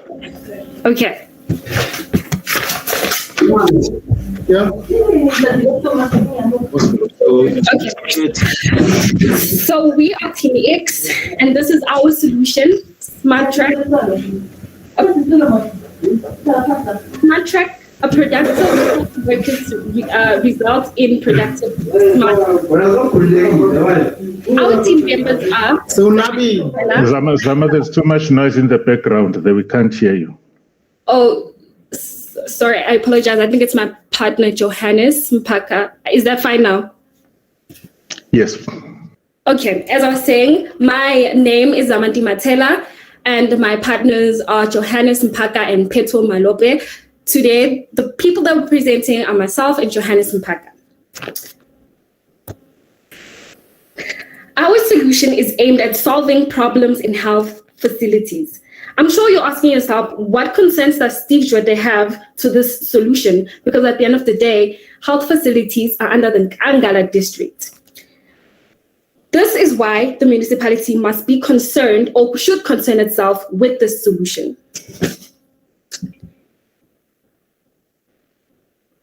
First, Steve Tshwete has a responsibility to provide and create a healthy environment for its citizens.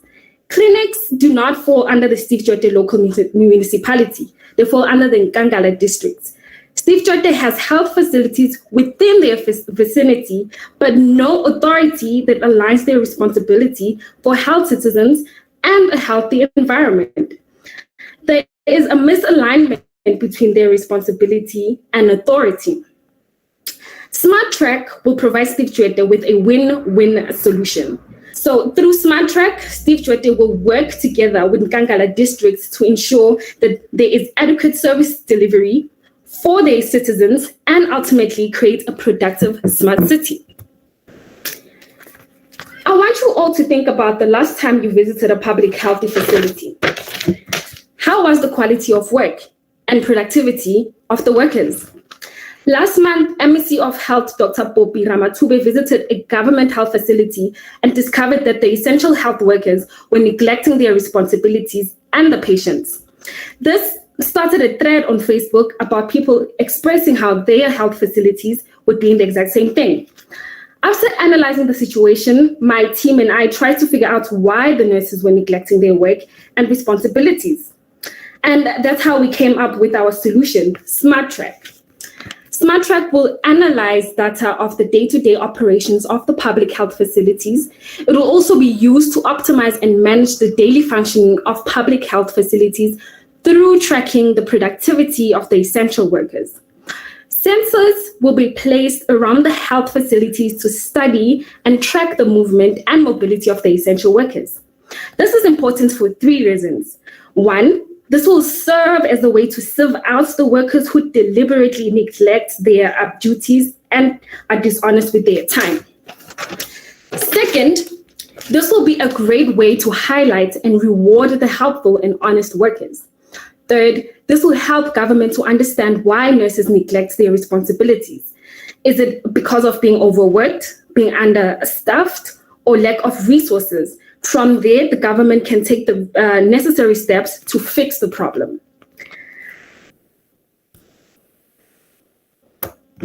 I am now going to hand over to Johannes Mpaka to explain how the interface and the system will work. Johannes.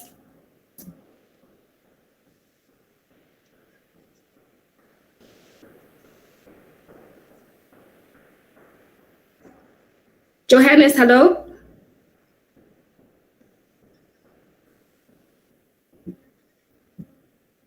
I think we can hear you. Yes, Johannes, so you can explain the Smart Track. Okay, we are going to install sensors in every office. The infrared sensors detect the persons entering and leaving the room. Now, we know either the employees are there in their office. To ensure that either the employees are working, we are going to program a system to detect the person and the time the person enters the room. Since we know the average time the employee can help the person, we will know either the employees are working or not. So here is the data on the screen. Can you go up? Can you go up a little bit? Here is the patient's IDA, and the people will be entering in. It will record 1, and then it will also record the time or the hour that the patients entered the room, and then it will also record the time the patients came out of the room. And then here you can see the patient's B. You can see the Can you go up a little bit?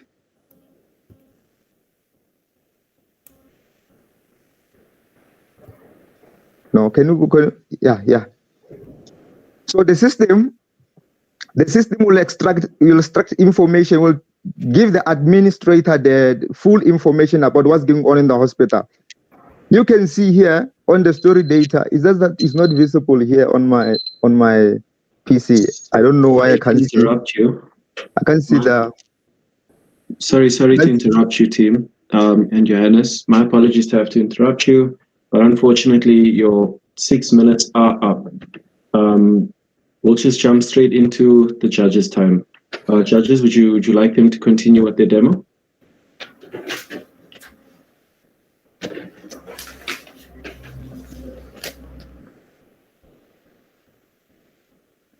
Yes, they can. Awesome. Yeah, you guys have 2 minutes. Okay, so from working with that system that will track the ins and outs of the essential health workers, we have created another system that will actually help out the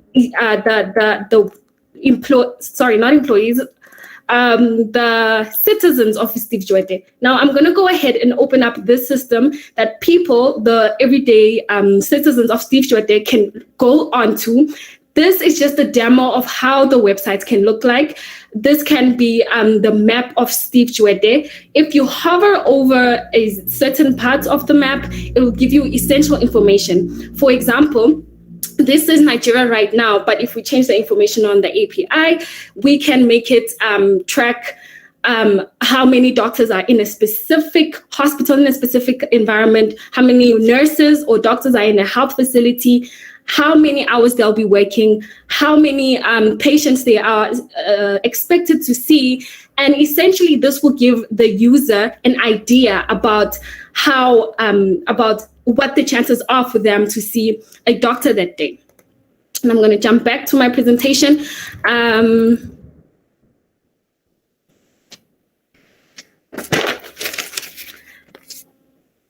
When they we believe that this tool is a good starting point for a better healthcare system for the average South Africa. This is indeed what we believe a smart tool for a smart city. Thank you. Awesome stuff. Thank you, team. So you guys still had 14 seconds left. Judges, are there any questions you have for them? I think we can start with Dr. Paul Plantinga. Thanks for the presentation. I'm sorry if I missed this, but how does the data get into the app? Who is it manually recorded by an administrator, or are you planning to have some kind of automated tracking? Okay. In answering the question, the system will record the time the patient entered the office automatically and put it on the dashboard.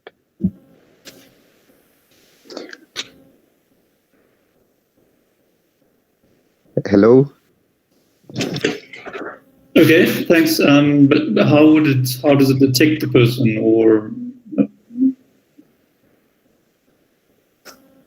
So with to answer the question on what the system will know about the information on the workers. So the system will use Firebase to download the information that they'll actually get, the database. For example, the information on which doctor or nurse is working at which specific hospital or date. That is something that the government or the health facility will have to have information of. And then from there, they have to take that file or that folder and download it onto the system. And that way, the way the system has been set up, it will be able to output the information.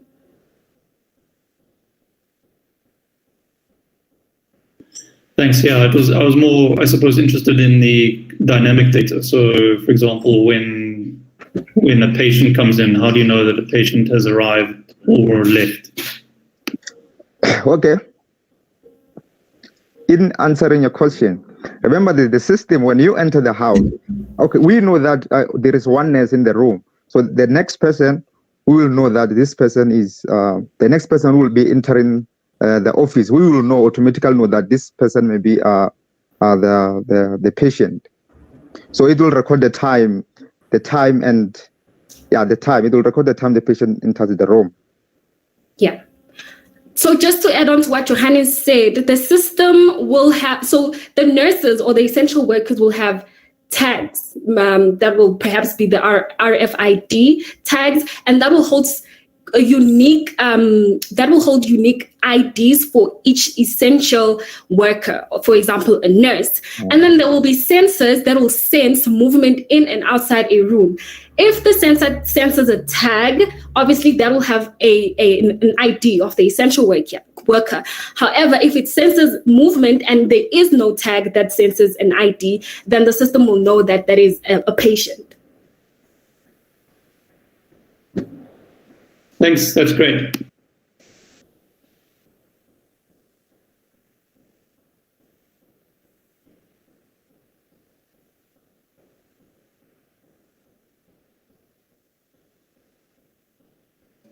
GK, are you still there?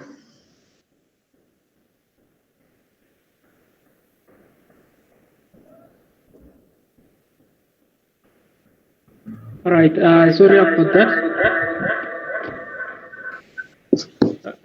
It appears that Charlotte has been loaded. I mean, Gabriel has been loaded, so Charlotte will take over.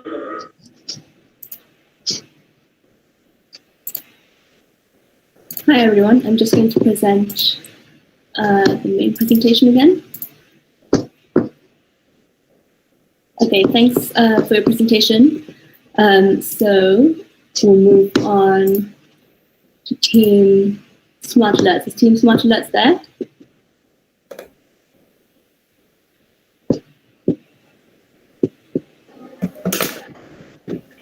Didn't they already present Team Smart Alert?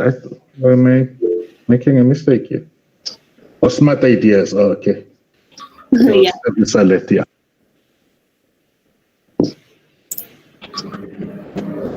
Kolani, are you from Team Smart Alerts?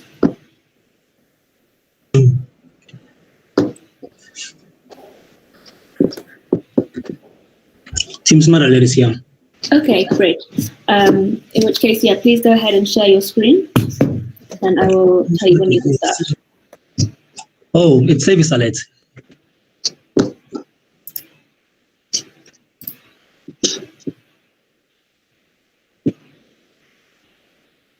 So, sorry, Kalani, are you from Team Service Alert or Smart Ideas? It's Service Alert. Oh, okay. I think Service Alert just presented, is that right? No, it didn't. Okay. All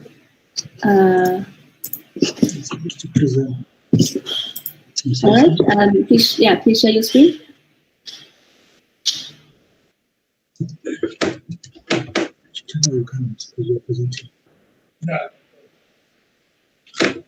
Yeah, we can't. Like, we have Charlotte on the presentation section. That's fine. You can present.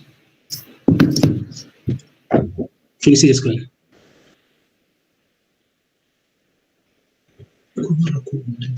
Can you see our screen? No, I don't think I can. Can anyone else see it? Not yet.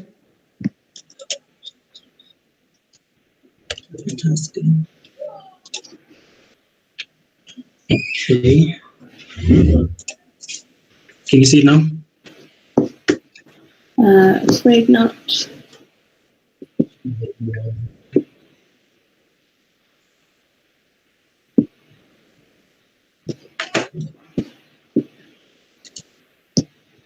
Share. Okay. Okay, can you see it now? No, I can't, sorry. Are you presenting? Oh, here we go. Okay, brilliant.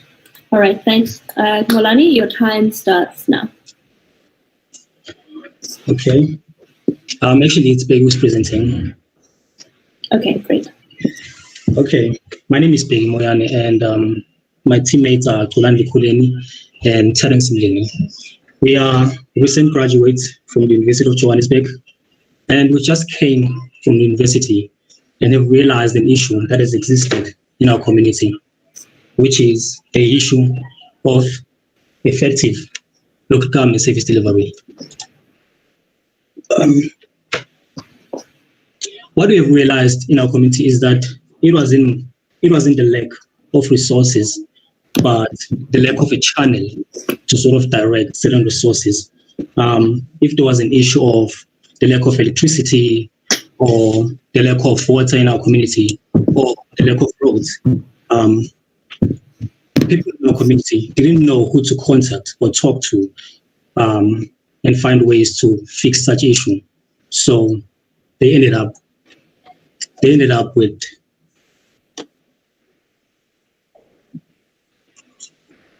an infrastructure that is not up to par.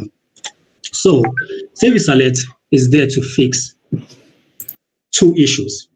We are here to solve two problems. That is to provide a channel for seamless information flow between community members and local government, and ensure that the service delivery process between local government and community is efficient and the quality is always good.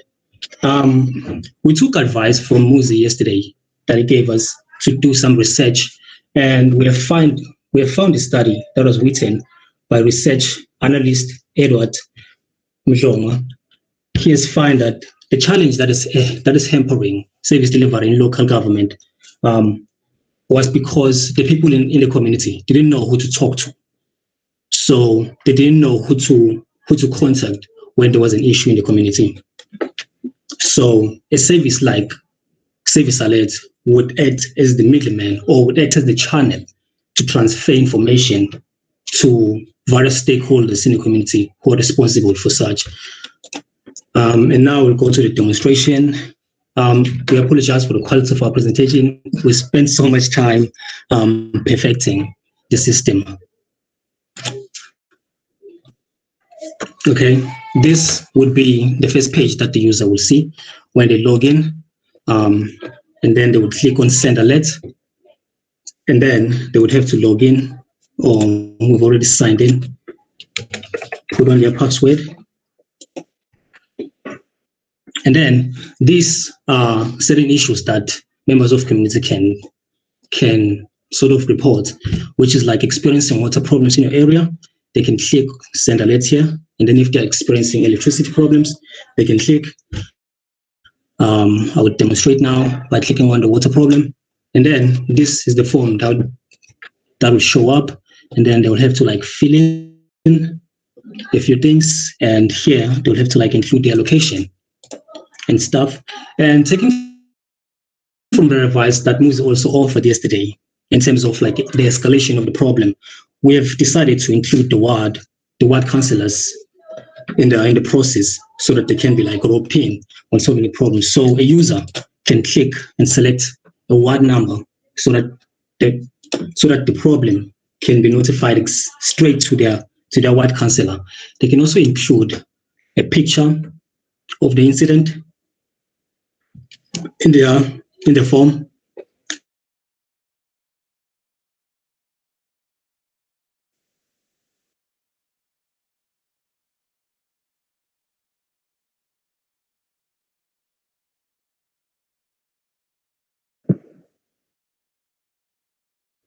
We can't hear you anymore.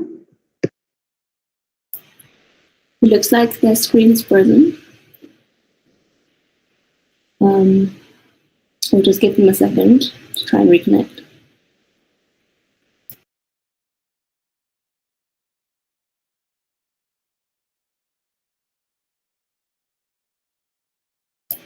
Oh dear, looks like we lost them. Okay, so maybe we'll go on to the next team, and then when they are able to reconnect, we can allow them to finish. They still have 1 minute and 45 seconds left for their demo. Okay, so then the next team is Team Smart Ideas. Are they here? Team Smart Ideas?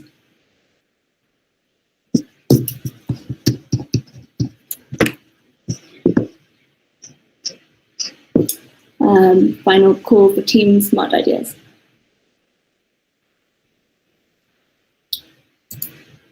Okay, Team Quickly, are you here?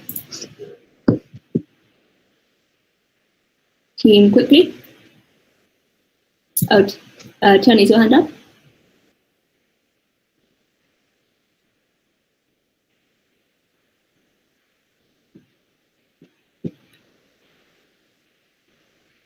Final call for Team Quickly. Okay, and then next team is Team X. Is Team X in the building?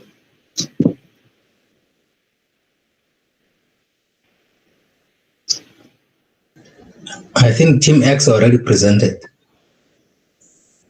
Team X is already presented. Okay. Team Y.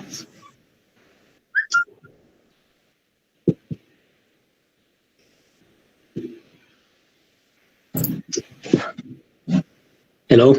Hi there. Are you from Team Y?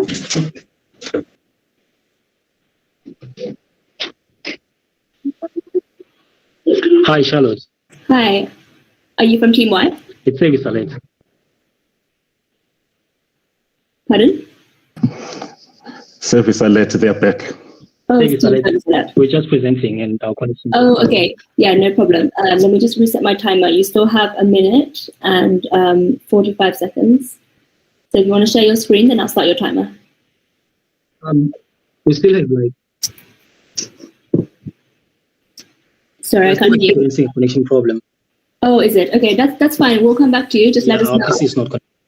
Okay, no worries. Just let us know when you when it's working. But you've still got we've still got your time on the clock, so don't worry about that. Okay, is Team Tech Amplifier here?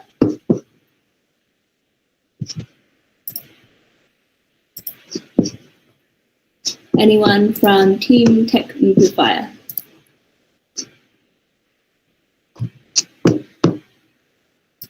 Okay. Team the B group.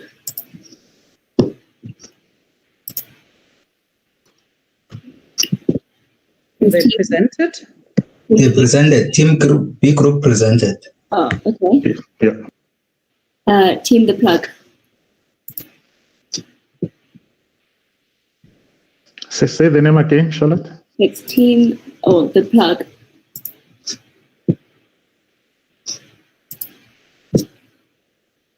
Is anyone here from the plug?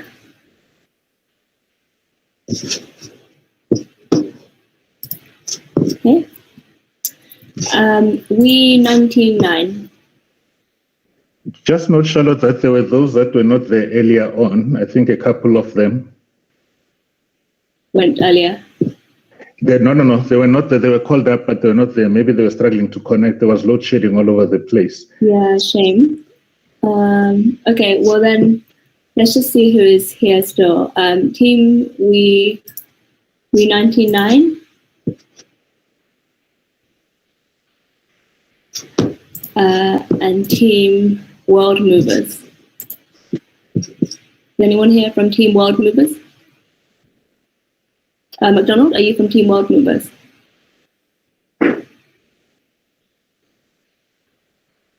McDonald or OCH, I see you have your hands up. Are either of you from any of those teams?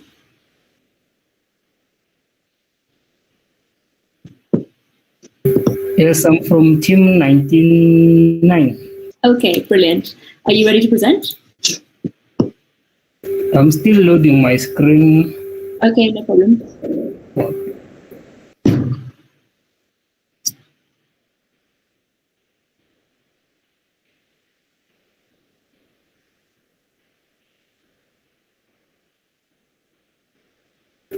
I'm ready.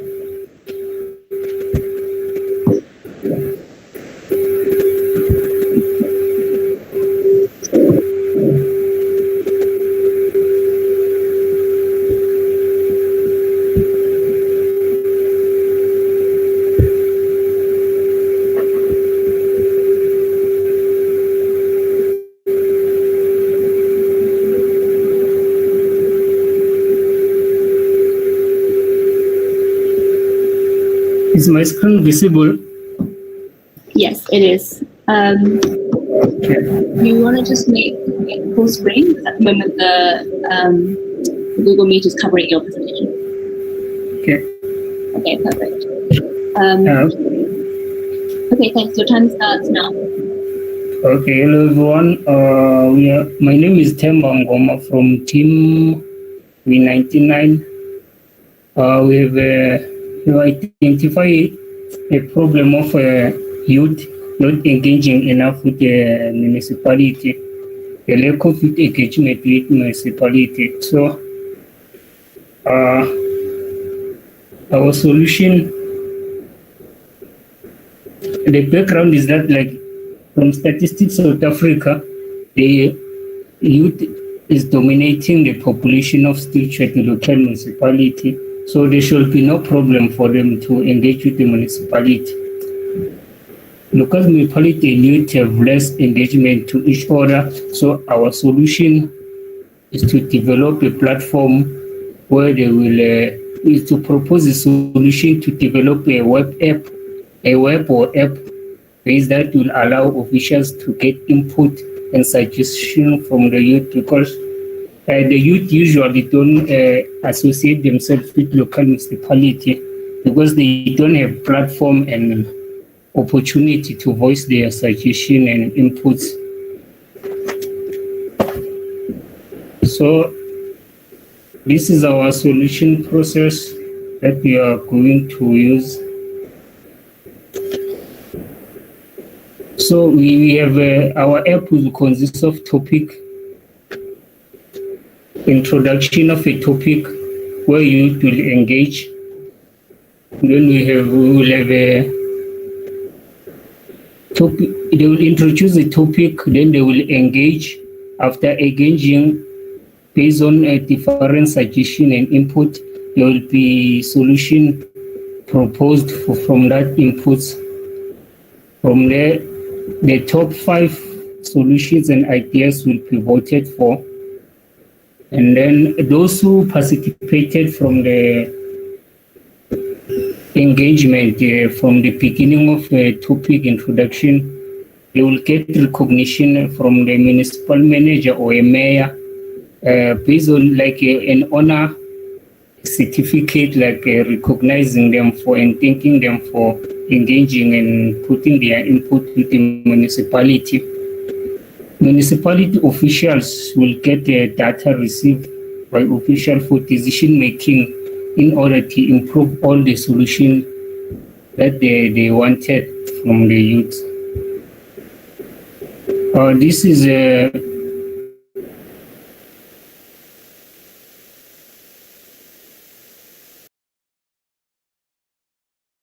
little app that we created because it only a working platform. Like, so I created I use HTML, just the basic for how it will look like. This is our business model canvas. Key partners will be local municipality and youth. We will use smartphones and the resources there. This platform itself, the website. Our customers will be the local municipality and the government and the private firms who will want more information and who will collecting data from the local government. So we'll get money from them. So this is a basic website that we created.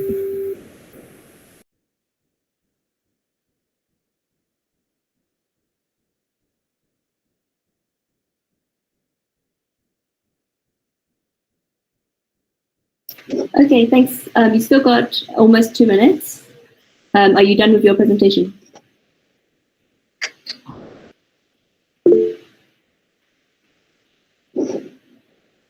Oh, I think I can still see SCH there.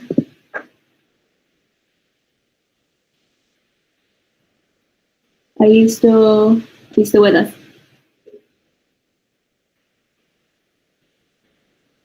Okay, sure. I'll also note that.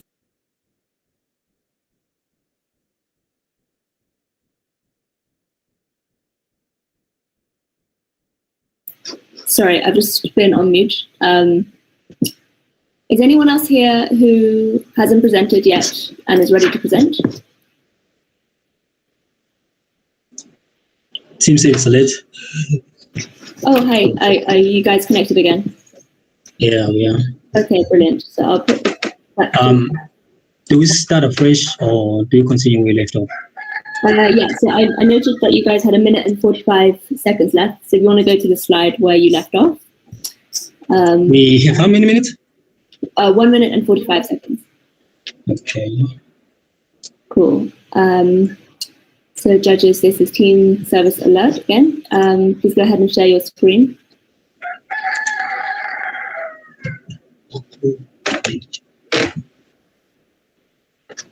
Okay, can you start?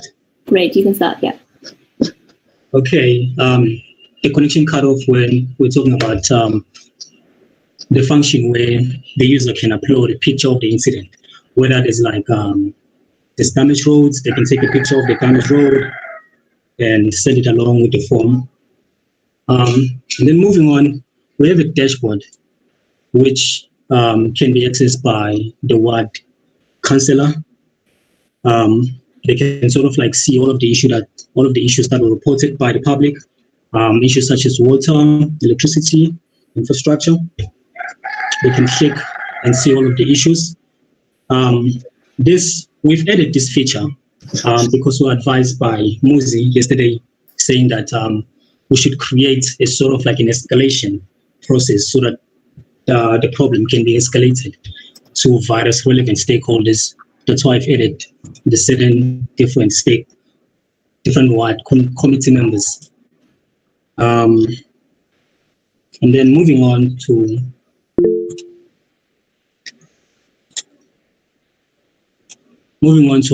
our business model.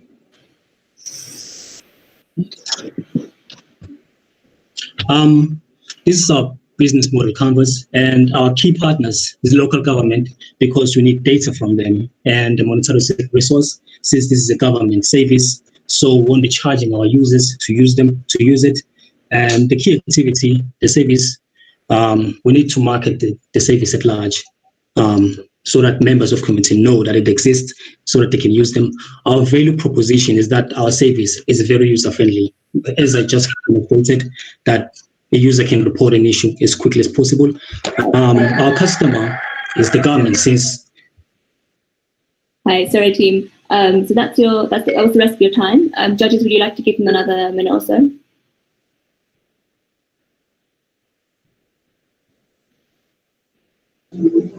Yes, please. Okay, yeah, please go ahead and finish.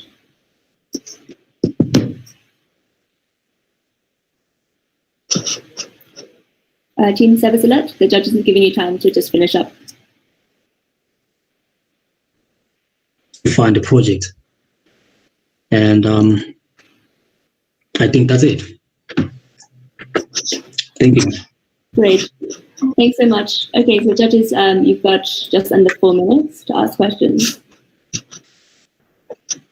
Muzi, is your hand up from before, or is that a new hand?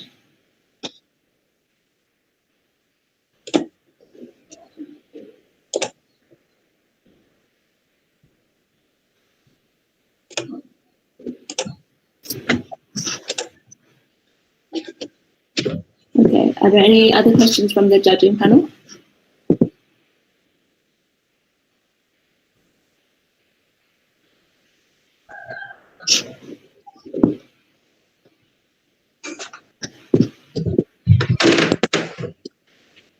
Hi, Charlotte.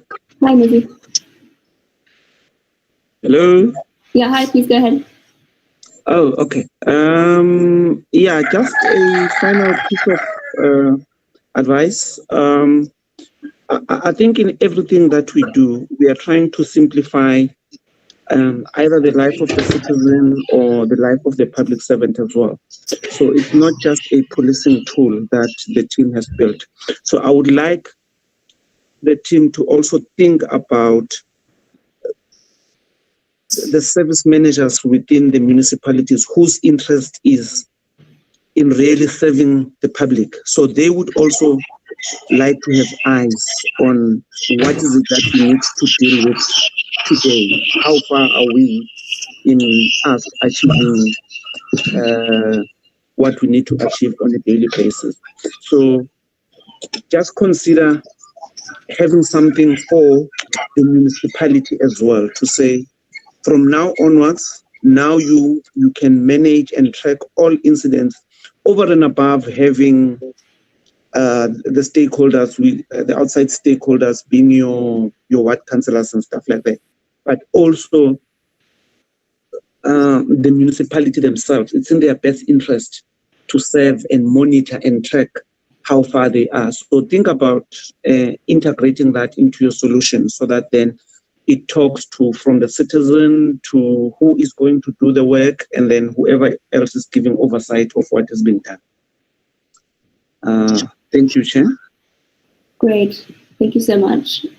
Are there any other questions, or does the team have a response?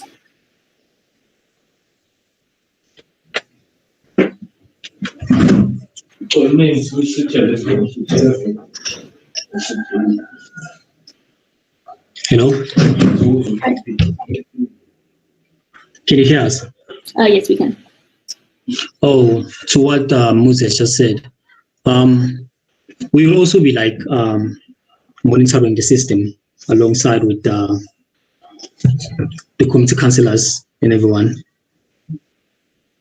That's why I've mentioned like the resources that we need in order to like build this. So it will be an ongoing thing. We won't be like handing the service to the government, but we'll also be monitoring and ensuring that the aim that we're trying to achieve is achieved, which is like efficient local government service delivery. Okay, brilliant. Thanks for that response. So that is about time on the judges. So thank you very much, Team Service Alert. Thanks for coming back. And is there anyone else on the call who hasn't presented yet and is ready to present?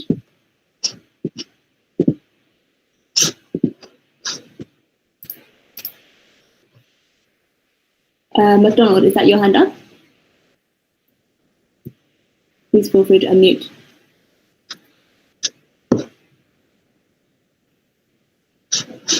McDonald?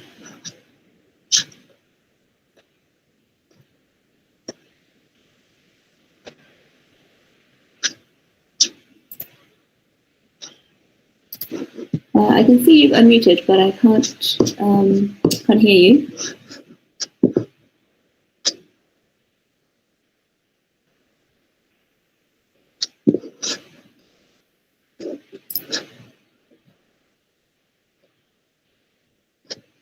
Could you just pop something in the chat if you're wanting to present?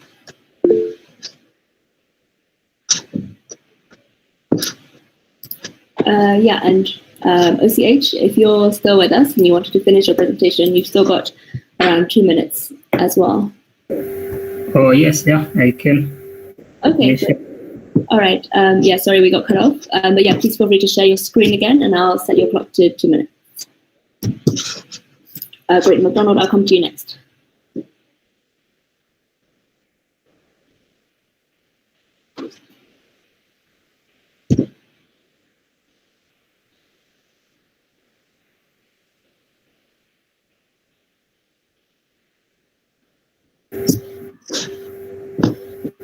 Okay, I don't remember where I left, but I think I was about to show you the basic website I developed. Mm-hmm. So this is the basic website. You can hear me? No, sir, I've just started timing, so please go ahead. Okay. This is a basic website, but when it's complete, it will be colorful. This is just the basic website because I don't have skills to develop a website. Starting at the bottom here, my city is where youth will send articles to the municipality. The top articles will be published here. Then my pride is where they will send pictures to showcase what they are doing in their daily lives. Surveys is where municipality will collect more information or data that they need about their youth in day-to-day delivery. And they are saying day-to-day service delivery because I saw even on the ITC, they say like the municipality lack sports recreation places. So I think these surveys will even tell them which sports do they need. This page is where they will sign up here to be able to participate in the topics that the municipality want them to participate on. ITC is where they will contribute in their ITC plan from their ward and their municipality. This is the very basic website. As time goes on, it can be improved and put lots of stuff that can help youth, including educational games and all promotions that municipality will want the youth to engage on. Thank you. Okay, perfect. Thank you. That was team We 19 just finishing their presentation, and so 4 minutes for questions starts now.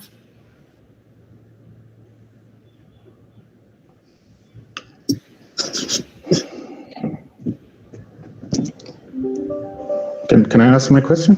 Yes, yes. Okay. So thanks for the presentation. I'm happy that you're thinking very hard about how you get youth engaged in terms of municipal affairs. But my challenge thinking about the solution you're proposing is that earlier, before you got cut off, I think you were sharing with us that there might be topics that they'll ask the youth to engage on. Now, we know that engaging with municipalities can be very, very boring sometimes. So I'd like to find out, how do you ensure that youth remain engaged so that it's not only on a particular topic, but it's an ongoing process, because it can really be boring for them, I can imagine. Thank you.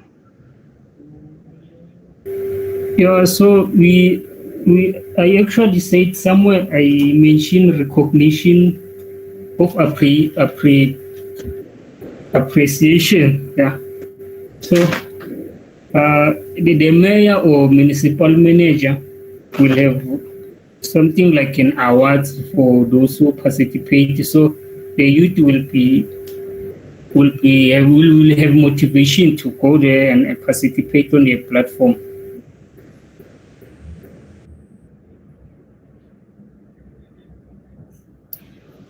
Okay, thanks. And William, I think you have a question as well.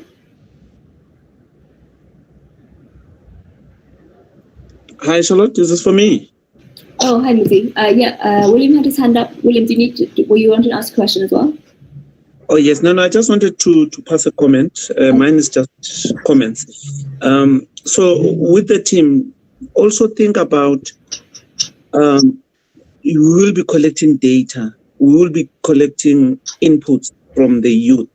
Now, let's think of how do we then intelligently use that piece of data. So we as We 99, I think that's what the group is called. How do we then help or assist the municipality through the data that we've collected for them to, make those intelligent decisions moving forward, so because collecting data is one thing, but then how do we then utilize it? So think about taking this a step further to say, now that we would have collected data, this is how then we would then tell the story of what the youth of Tshwete is all interested in, or this and that and that. So it could be the responsibility. It could be something that this group could take a step further with the solution that they would have provided. Thanks, Charlotte.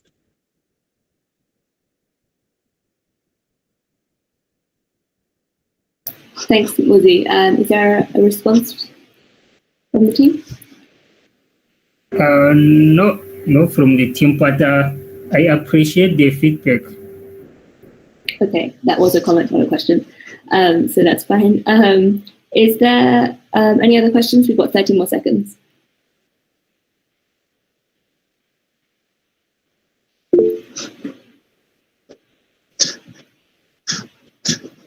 Thanks, Tiani. Sorry, I think I thought that Muzi's hand was William's hand. So unless Mr. William has a question. Okay, so that's time for team We 19. Thanks, William. We 19-9. Are there any other teams present that haven't had a chance to present? And McDonald. Are you ready to present? I'm not sure if your mic is working now.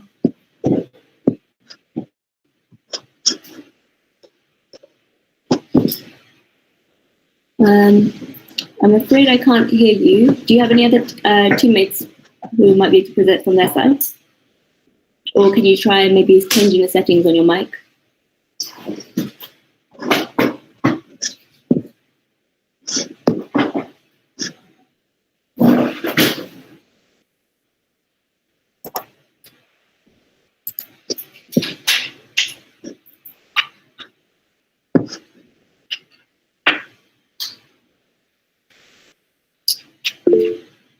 Okay, no problem.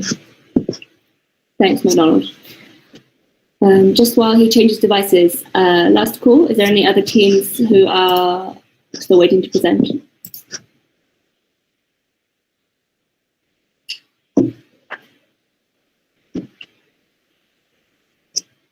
Okay, I think it looks like McDonald will be the last presentation.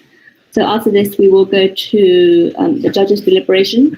So they will have a chance to discuss their feedback, and then we'll do that in a breakout room and then come back. But okay, I see McDonald is here now. Hi, McDonald.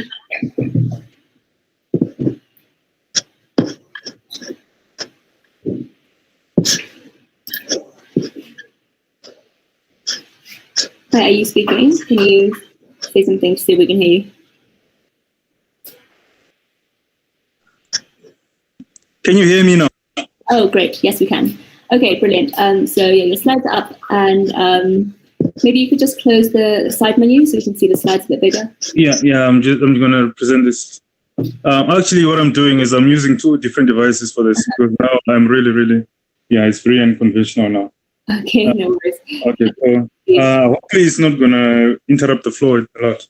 Okay, thanks. I'm Donald. I'm representing World Movers, and we're here to present a solution to this Steve Tshwete Municipal Council.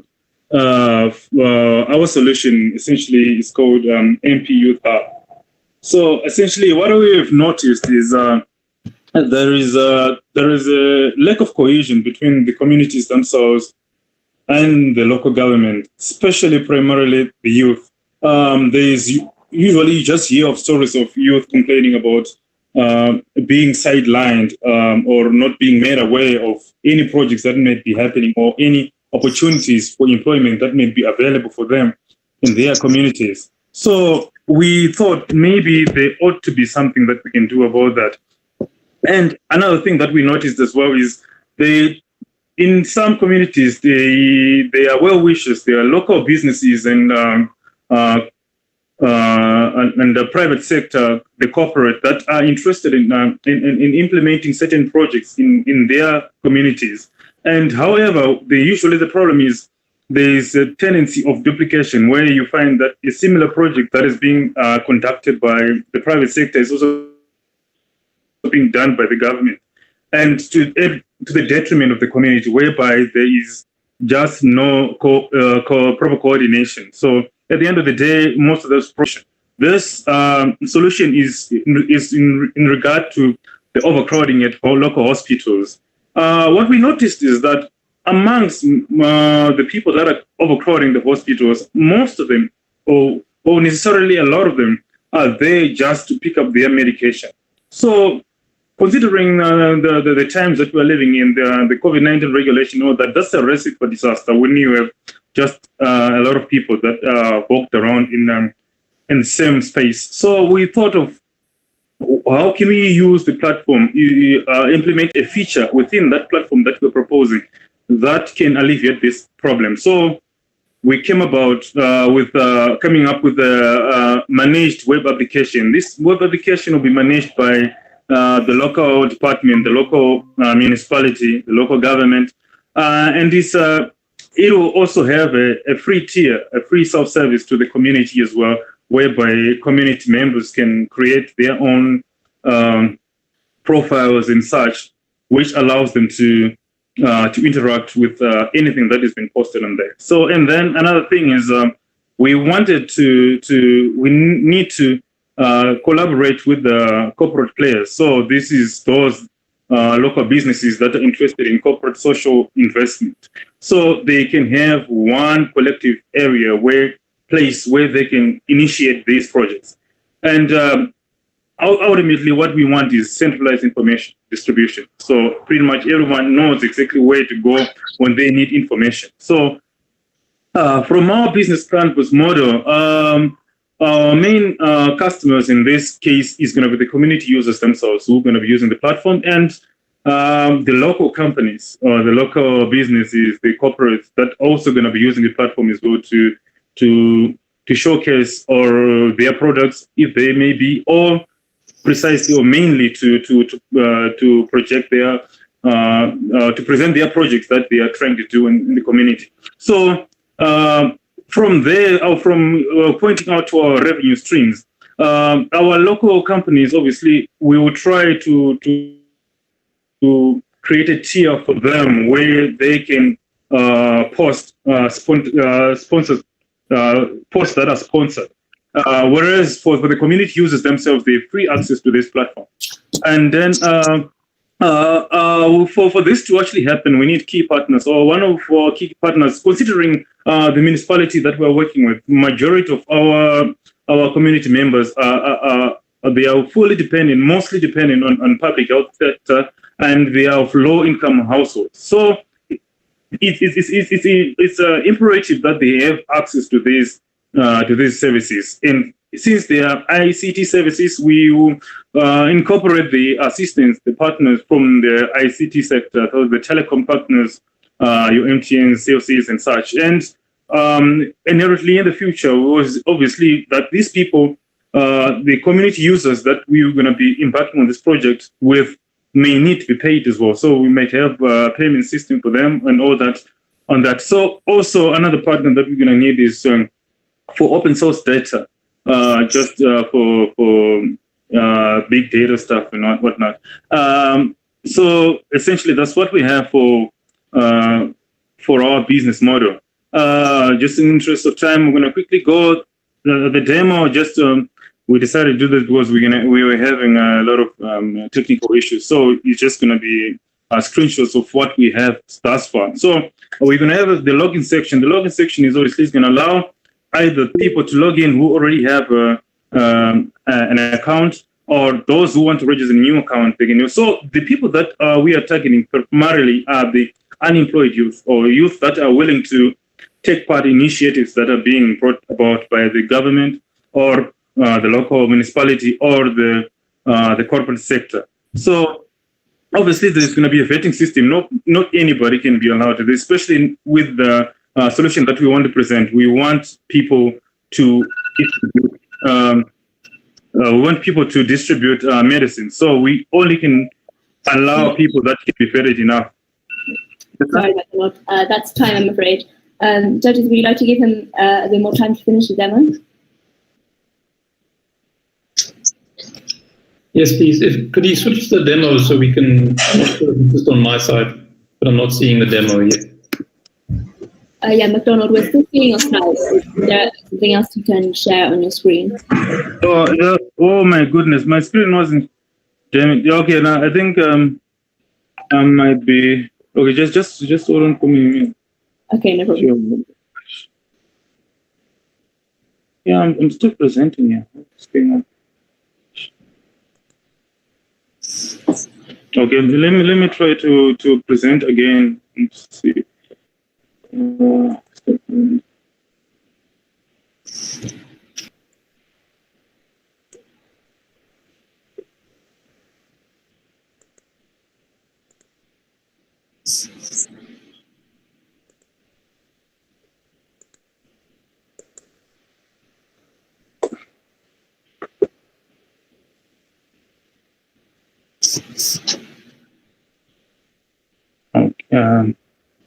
If I may ask, were you able to see at least part of it, part of this presentation?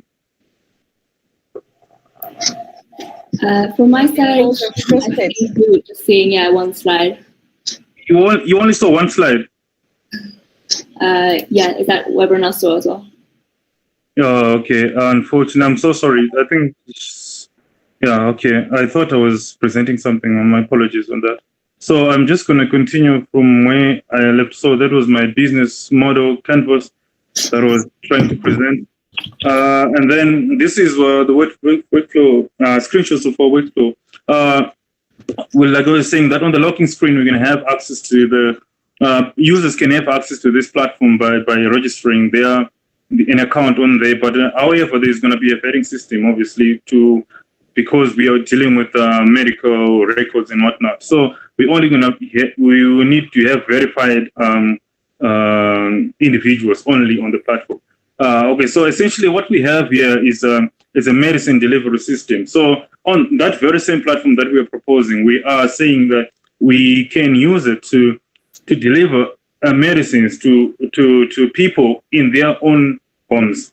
So they don't have to queue around in local hospitals and crowded areas. So there's going to be a system like that where once the medicines are available and you log in on the system, it notifies you that there is deliveries that are available in that area. And then anybody who is available from that area can take over the deliveries and do the deliveries themselves. And then the ticket goes on and on. Okay, and ultimately what we want is to scale up to mobile devices in possibly USSD services, and also include more stakeholders, and eventually monetize this platform by including ads and sponsored posts, as we said before. Okay, thank you. And my apologies again about what I said. Oh, great. Thanks, McDonald. Yeah, sorry about that as well. So we've got 2 minutes left from judges for questions.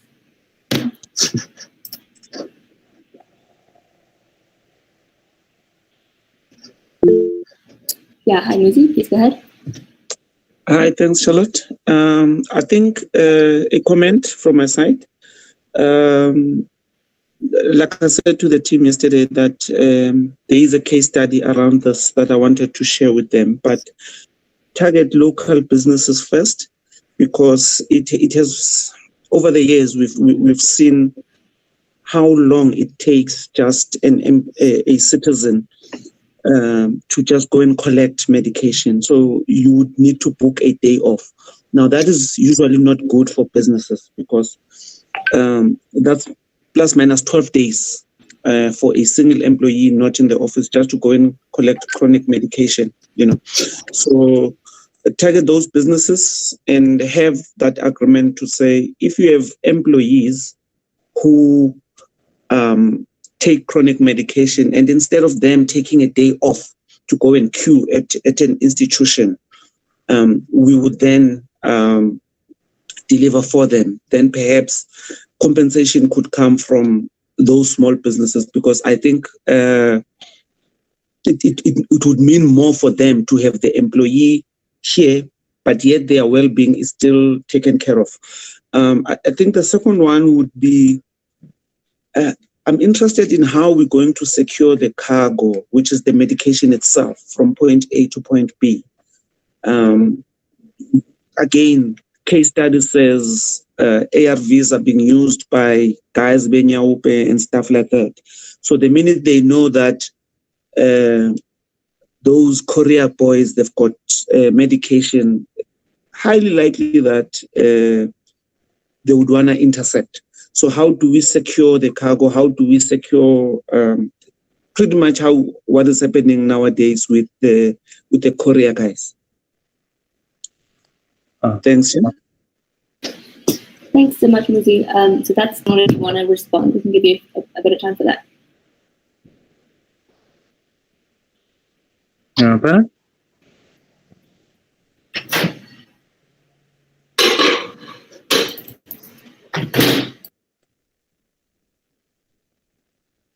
Sorry, did you have a response, McDonald? Oh, sure. No, I thought we were waiting for someone else to say. Okay. Yes. Don't need to respond, McDonald. It was just a comment. Don't need to respond.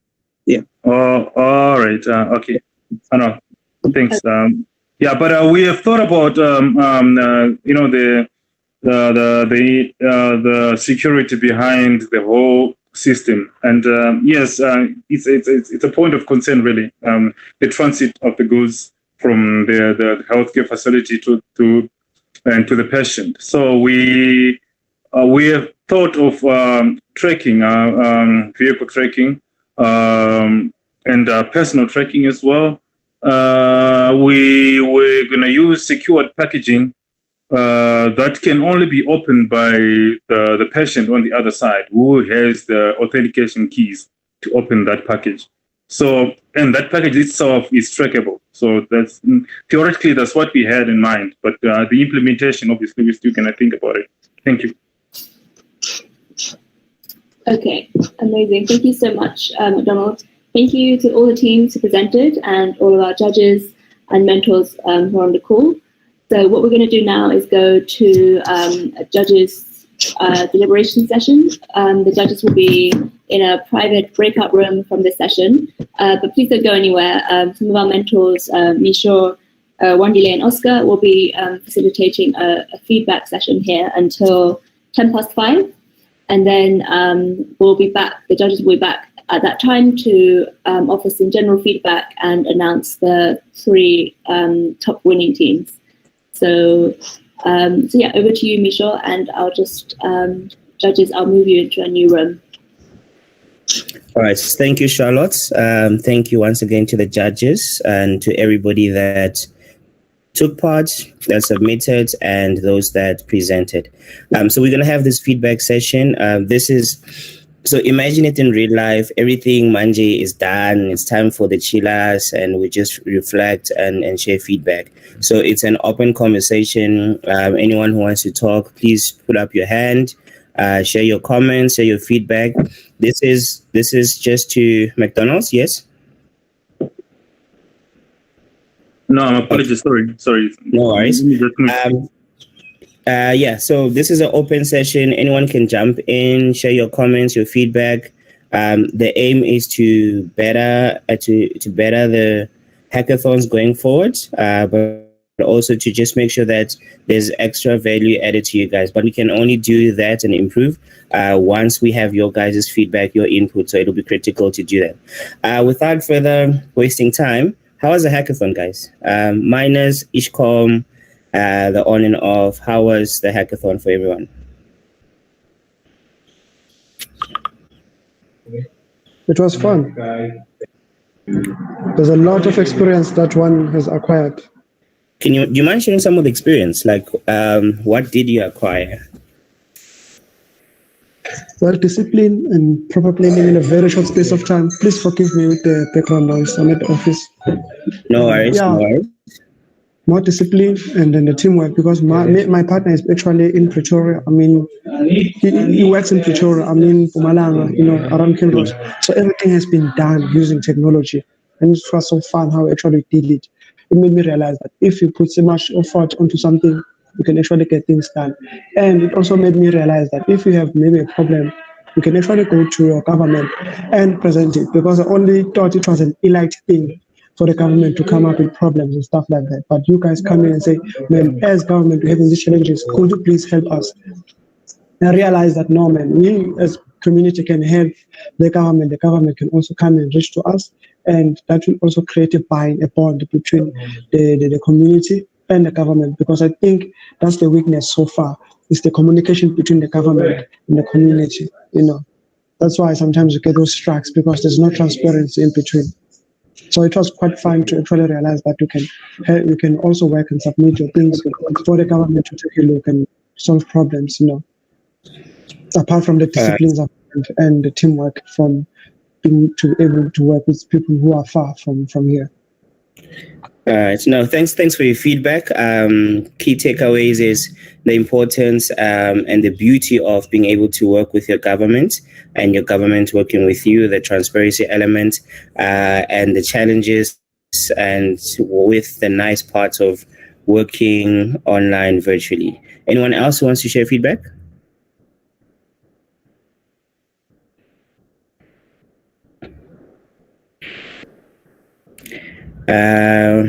McDonald?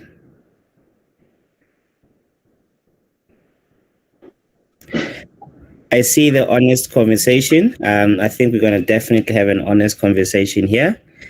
Please go ahead. Okay. Most of it was like the networking part.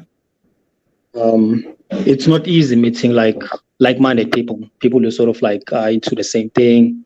in terms of like hackathons and stuff, but we got to meet a lot of those people. Sometimes you would think they don't exist, right?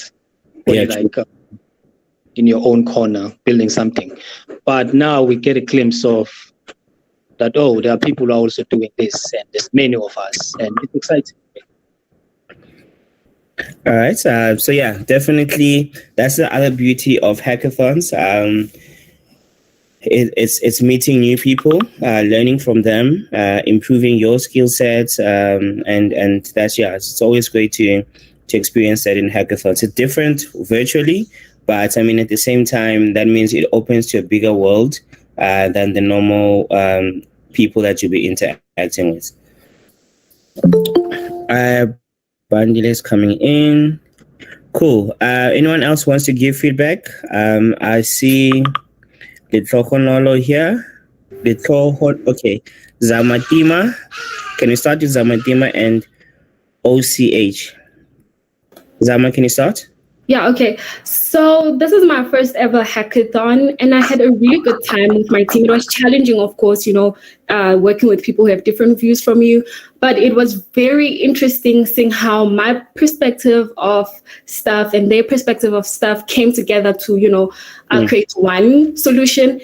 And also, well, I live in Joburg now, but I grew up under the Steve Tshwete local municipality, and I never thought that I would be part of a platform or an initiative or an idea to try and solve problems that the municipality is going through. So I absolutely love the idea of getting citizens of Steve Tshwete municipality involved in solving any problem that they're going through.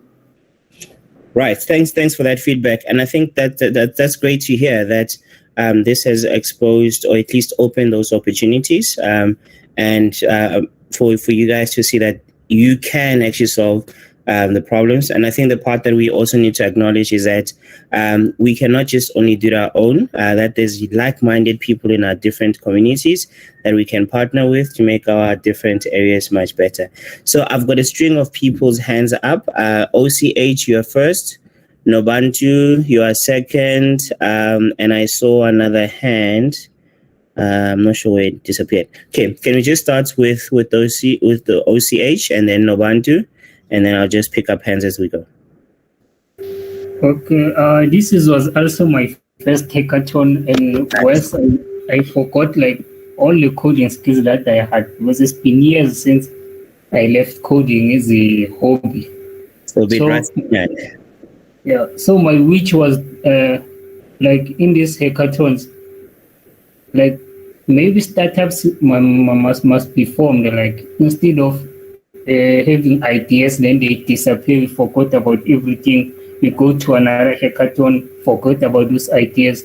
Like let's start maybe to be the silicon of South Africa. Like every hackathon, there must be a startup that is being funded and being raised. Like that's my input. That is definitely a very important input.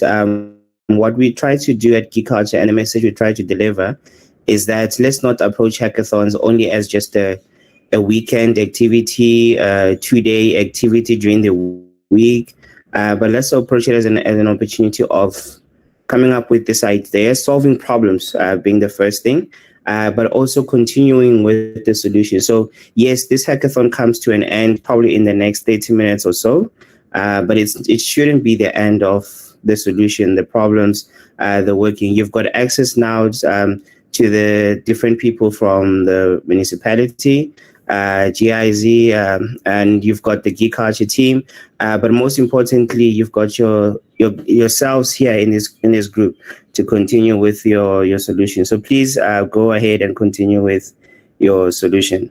Nobantu? I actually didn't raise my hand up. Oh, okay, cool. Well, your mic is on. So, how was the hackathon? What are some of the key takeaways that you'd go with? This is my second hackathon. My first one was it was not virtual, so this was a bit hard.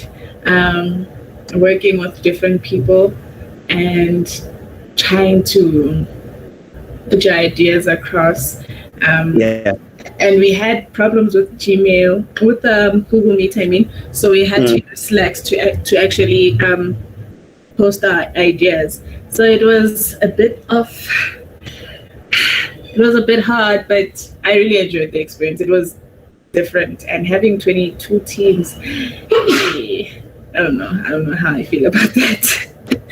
What do you mean you don't know how you feel about having 22 teams? Because there's a lot of people, there's a lot of there's a lot of teams, there's a lot of ideas, and yeah. But it also means there's a lot of talent. There's a lot of that's true. Eager young people, amped up to come up with solutions for their municipalities and communities. So yeah, definitely looking forward to more hackathons, more solutions coming from you guys. Yeah. Cool. I've got Ben's hand up. No one to please lower your hand. I've got Ben's hand up. I see. Okay, can we start with Ben, and then I'll go back to McDonald, and then Thokozani. Hello, everyone. Hello, Ben. Yes. Since Thokozani have spoken before, I'll just keep it short. What I did find this was very interesting. I've been listening to the groups, the way they present their ideas, and then I realized that actually we are capable of coming up with innovative ideas that would change the province, the country, even our municipality, or even our lives. It's just that sometimes it's lack of opportunities that prevent us from doing that. But I was happy that I've met a lot of people who actually have like similar ideas, because what I realized was that our idea was similar to some, I think maybe 4 or 5 groups there. Well, there's a little bit difference there and there, but you could see that we're having the similar problems, even though I live in Bethal, but there's some of them, they live in Middelburg or in the Tshwete municipality, but still, we still have similar problems, which means that we have similar ideas to fix these problems. And I wish like some of these initiative could take part more and participate into it. Thank you. All right. We've got amazing people that helped make this possible. Oscar and Wandile, I'm not sure if they're in the conversation right now. So Oscar, Wandile, it's a challenge to you guys as well to, keep the spirits up in MP and make activities happen. We'll definitely be there to support you guys. I've got 2 people up with their hands. I've got Zama. I've got McDonald's. But we'd also like to know, how did you guys find the Slack platform? How did you guys find it? McDonald, I see your hand is still up. Thokozani, I don't know if your hand is up or is it by mistake? I'll start with you, McDonald. No, it's not up. It's not up. Sorry. Oh, yeah. Okay. Thanks, McDonald. Yeah. No. Likewise. I think I learned a lot as well. Also, I was pretty intimidated in first because I'm not somebody who is actually working in IT right now. My occupation at the moment is absolutely nothing to do with IT. So it was a bit strange, but I took the challenge and I applied the little information or knowledge that I had, and that. So it was a good learning opportunity for me, big time. And also reiterating the last guy. In terms of ideas, it's pretty impressive, or rather interesting, how so similar some of the ideas were, and so it shows pretty much how much we share similar perspective on what is going on around us. So yeah, I've learned a lot. Also considering that I'm really somebody who is very good in working with a group. It was also a good learning opportunity for that. So I know at least I have some experience with collaborating with people virtually for that regard. So yeah, I had lots of opportunities to learn, and I'm really grateful for this. Thank you. Awesome stuff. Awesome stuff. That's great to hear. So the collaborative tools, how did you guys find Slack? How was it using Slack? How was it, jumping into Google Meets? How was it working with the different mentors virtually? Refilo, do you mind sharing? Shiva, do you guys mind sharing a bit on that? Hi, is it Shiva or Shiva? I don't know if it's Shiva. I'm Shiva. Oh, Shiva, yes. Sorry for that. Apologies. No problem. How did I find Slack? Slack it was very nice to communicate on Slack. I'm familiar with Slack already, so it's a very good platform. There were times when there was kind of a mess when it came to choosing teams and a bit of a confusion. But besides that, I think it's good to have a platform such as Slack, and because you can create different types of groups within the channel. So yeah, I enjoyed that. But on a side note, I enjoyed the hackathon very, very much. I believe that just being able to solve problems that are closer to home is one of the greatest feelings ever, and feel like you're contributing towards something. So yeah, I really enjoyed that. Nice. No, thanks for the feedback. Bongani, how was your experience with Slack? How was your experience with the mentors?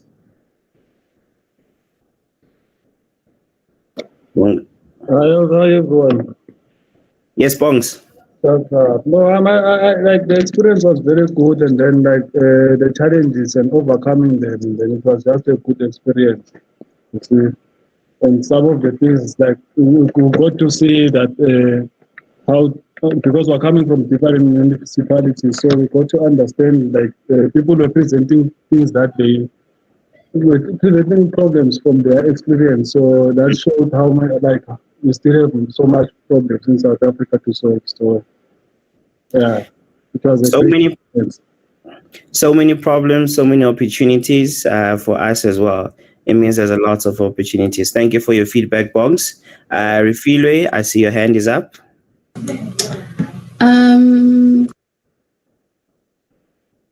You are muted. Can you hear me now? Yes. Please go ahead. So it was not my first time using Slack, but I must say that it was very well organized and very easy to maneuver. I knew exactly where to go when I was looking for something. So I knew if I wanted announcements, there was a channel for that. So it was very easy to maneuver. It was very proper. Awesome stuff. Guys, mentors, how do you guys interact with the mentors? How was it not knowing that you were not alone? Did you feel alone? Letiwe, how do you feel about that? Loy, the mentors, do you guys mind sharing some feedback on mentors? Unless if McDonald's, you want to go ahead? Oh, all right. Yeah, I know. I had a good experience with the mentors, and it was very fruitful. And I think having mentors in the groups, I know they were really, really proactive as well. They ensured that they followed up. They ensured that you had all the information, and they pretty much followed up with everything.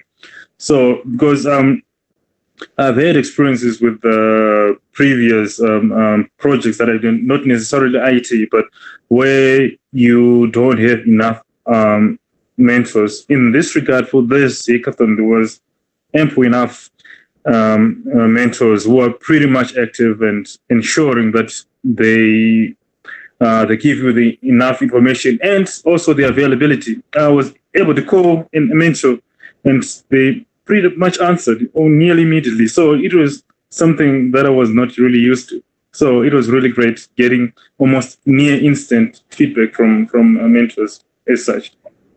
Awesome stuff. Thank you for that feedback. Zama, I saw your hand was up, it went down. I'm not sure if you still want to contribute.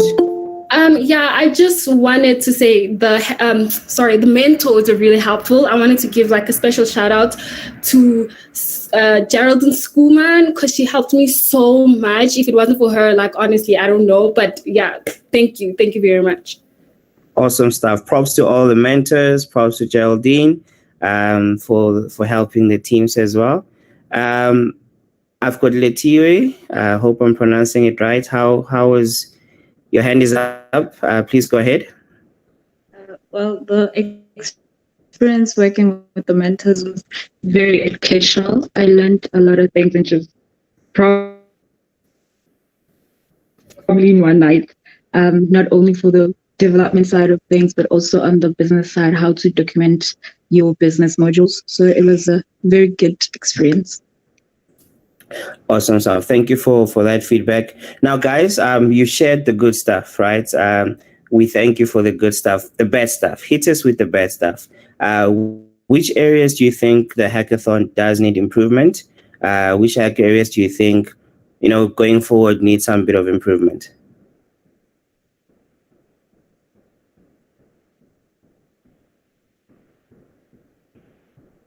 I'm not sure if I should be worried about the silence or happy. Thokozani, I see you've unmuted. Do you want to contribute? Yes, I can. Maybe in the future, if you can give it like a rundown for those who are first time using Google Meet. I'm familiar with Google Meet gladly, but Slack actually it confused me up until GK assisted with some of the things with my teammate Ben, of course. Otherwise, I was gonna get lost. I was gonna drift away. So if maybe you can make a video that gives maybe like a tutorial, like a walkthrough on how to use Slack and how to use Google Meet, so that as soon as the project starts, then you know that everybody's on the first page, nobody's second guessing. Awesome. So thank you for that contribution. I will definitely make note of that. McDonald's, I saw you're unmuted. I don't know if you want to say something. Yeah, I was about to say something really similar. Yeah, about just having just a quick rundown of just a quick tutorial about these platforms, and because most of the time what I've noticed there is this assumption that whoever is joining the hackathons or these kind of meetups, they know the platforms already. So yeah, it can be a little bit tricky for those that are starting up and for the first time. And another thing, it's not particularly probably to blame with facilitators as such, but the issue of group allocations, like it's always going to be an issue, I think. But yeah, some of us were still running around just before the beginning of the hackathon without an actual group. My original group, nobody was actually being active in there. So I don't know how it can be conducted and going forward in terms of ensuring the availability of those that signed up for the hackathon or something. Because if I hadn't joined another group, I think I would have been stuck alone, and I don't think I would have delivered anything, especially when saying that I'm not really an IT person. Yeah. All right, thanks for that. I will definitely take note of that. Do I have one more comment before I hand over to Oscar and Wandile? So Oscar and Wandile, they were very fundamental in helping a lot of things, and especially with you guys during the different channels. So Oscar, Wandile, if you want to contribute, any feedback from you guys, words of advice, anything that you want to share on that. But before I hand over to you guys, I'd like to ask one more time, anyone has any feedback of things that can be improved? Tolani, you haven't said a word. What do you think can be improved? Tolani, if you don't have a comment, Shibe, I don't know if I'm still pronouncing it wrong. Yes, you're pronouncing it right. I was asking if we wanted to have like a feedback over, I don't know, Slack or email. Is it possible? Because I think maybe some feedback needs to, it's not, maybe you don't know how to word it or say it. No worries. No worries. So guys, in the different channels, especially the announcement channel and the networking channel, they've put a feedback form. Please fill in that feedback form, go through the feedback form, give us as much input as possible. It has already been SMS to you as well. So you should have the link in your phone, SMS. Please fill in the form. It will help us get all this different feedback so we can improve, but also we can see how to do things differently going forward. All right. If there's no more contributions, Tolani, I don't know if you want to contribute in terms of things that can be improved. If not, I would like to hand over to Oscar and Wandile. I saw Wandile, you had your hands up. Good evening, everyone. On my side, I'm really impressed, guys, with the challenge. I was privileged enough that I had access to all the channels. I saw you guys interacting with each other, brainstorming and everything. Even mostly, you guys were paired with people you don't even know. Some teams were formed during the hackathon. So it shows much growth in the tech sector of Mpumalanga mostly. So I hope you guys will still pull this through and maybe collaborate even in future projects. So yeah, thank you guys. Thank you. I'm really happy with whatever I saw with the interactions and everything. Thank you guys. Awesome. So thank you, Wandile. That's a common feedback that I also saw of people really giving props to each other and also to acknowledging each other's presentation. Mr. Oscar. Hi everyone. First off, I want to thank everyone who took part of the hackathon. It was a very great experience being a mentor in this particular hackathon, especially with the kind of engagement we had from the participants and the passion they showed throughout the night, and with all the challenges they continued to build and come up with great solutions, which I do hope the solutions will continue to grow even outside the hackathon. And for those who learned new skills, discovered new skills within the past few hours, I do believe that you will continue to grow those skills. And yeah, that's pretty much it from my side. And another challenge I did notice is just a little challenge on the team members who kind of lost each other. For example, it's Smart Ideas. They didn't really finish the hackathon altogether, but they did have a very great idea.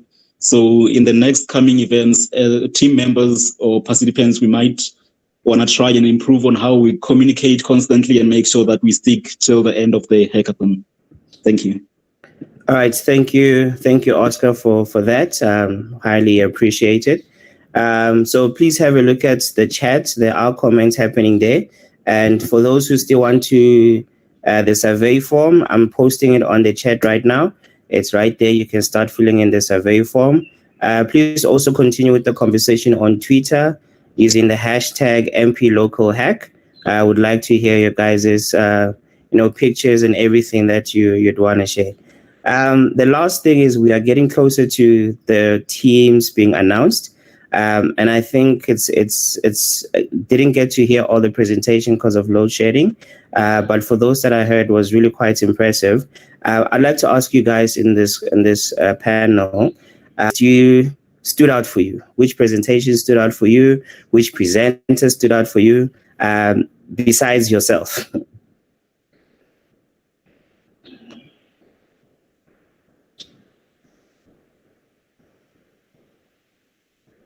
Anyone?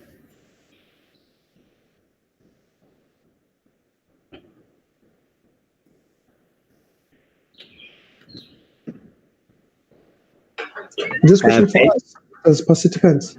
Yes, it's a question for you guys as participants. So while the judges are coming back, which ideas stood out for you guys? Which presenter maybe stood out for you from the other ideas besides your own idea? Wandile, you're unmuted. I don't know if you want to say something. Yes, my battery is going off right now. Yeah, but I really like the public engagement solution by the second last team, whereby they were engaging. The public engagement solution. Anyone else? Which other solutions did you guys find impressive? Which presenter caught your attention?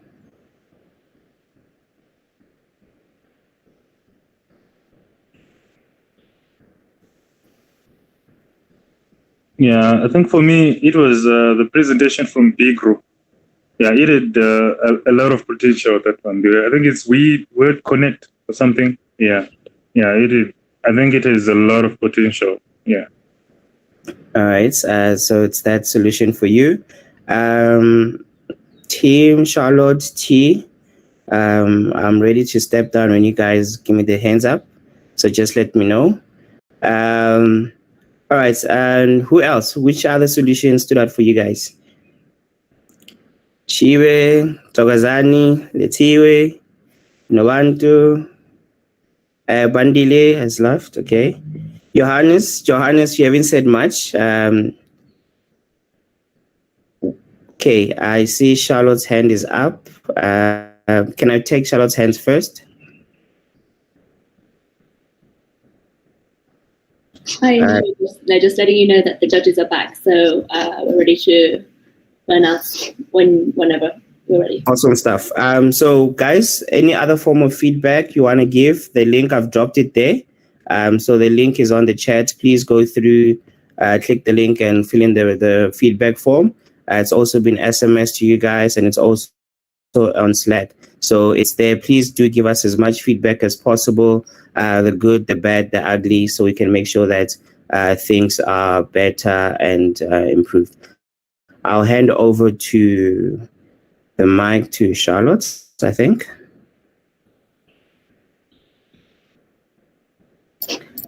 Thanks. Thanks, Michelle.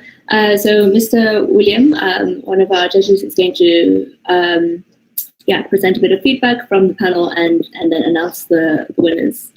So over to you, William. Thank you.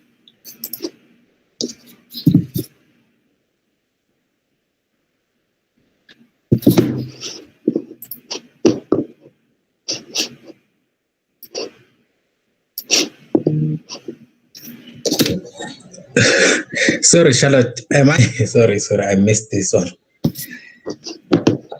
Can someone take it, please? I think I missed this one that I'm going to make an announcement. Oh, okay. No problem. Is Mugapi still in the meeting? He had to leave, but Mugapi, are you still there? Yes, I'm still here, but I have to switch off immediately and join the other meeting. It's just the timing is against me at this moment. I'm so sorry. Okay, no problem. All right. Well, thank you so much to all the judges. And I guess I will announce. Paul, would you be willing to announce the winners on behalf of the judges? Or Muzi? I think Muzi should.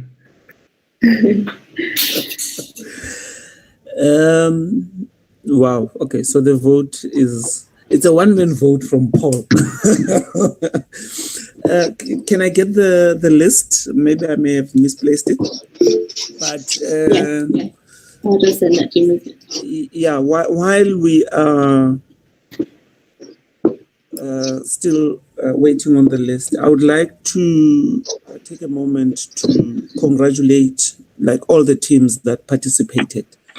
And it shows passion, it shows determination, it shows dedication, the amount of time and effort that you guys have spent. I just want to say well done in the effort to address the challenges that you guys are faced with.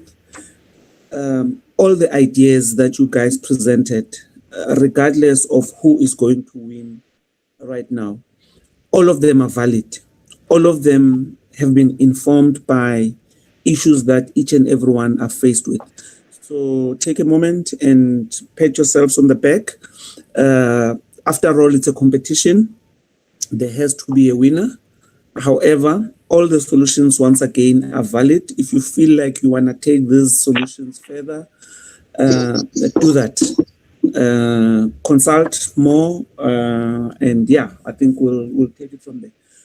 Charlotte, where do we get a place? Sorry, Muzi, I've just sent it to email. Okay.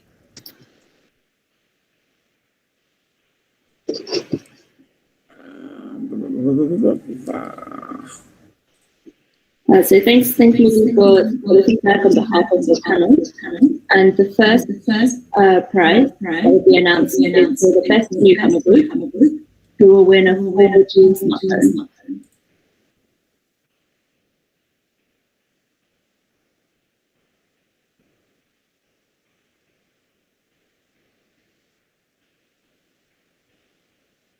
Charlotte, sorry about that. I think there was there's someone who's raised their hand. Hi, Charlotte.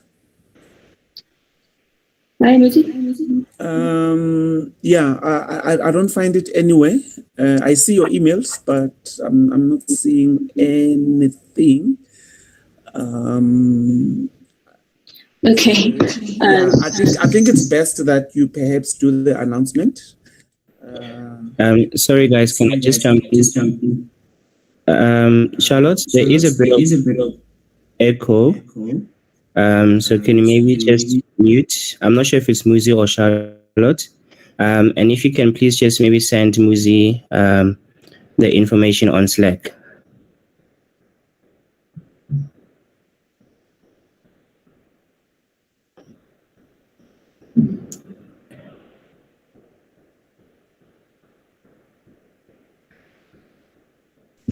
Muzi, you'll give us a heads up when you sort it. Hi, Michelle.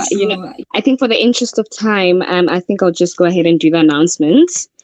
Also, Charlotte just announced that I think she just got cut off. She just told me that she just got cut off, so apologies for that. Again, thank you to everyone. Thank you so much to all the hackers. I trust that you guys had fun and that you will take all the feedback given to you by the judges and the mentors and use that to further develop your solutions for business ventures, hopefully. So we do have 4 teams to announce. As Charlotte made mention, the 4th place goes to, this is the best newcomer group. This is a group that was selected as well based on their innovation and how they executed and answered to the theme and the brief. And this prize for the best newcomer group goes to Osiris. Woo! And you guys feel free guys to clap.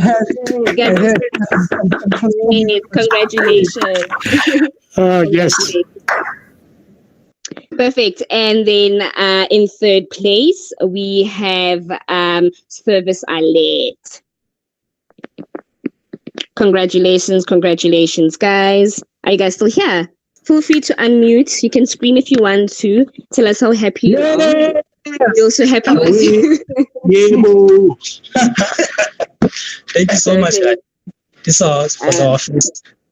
Congratulations, Team Service Alert. And the runner-up is Team MM Green Tech. Yes. Oh, very. Thank you. Congratulations.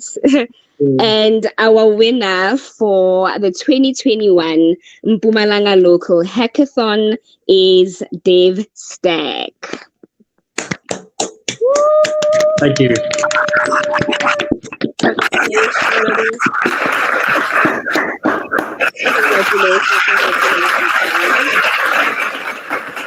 Woo!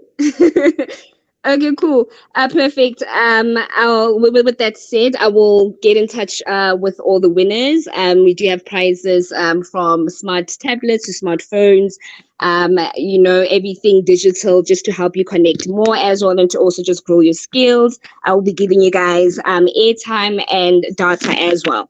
So it's very important that you have a project profiling document which lists all your team members. If you guys haven't handed that through, please kindly do so that I can get in touch with everyone and send their prizes through to them individually. With that said, I will hand over to Sandra or Geraldine, who will just wrap up the hackathon. I think we leave it to Jonathan. Is he here still? He was the main organizer. Yes, Sandra, I see. The hard work. I don't see him in the list. I don't think he's in.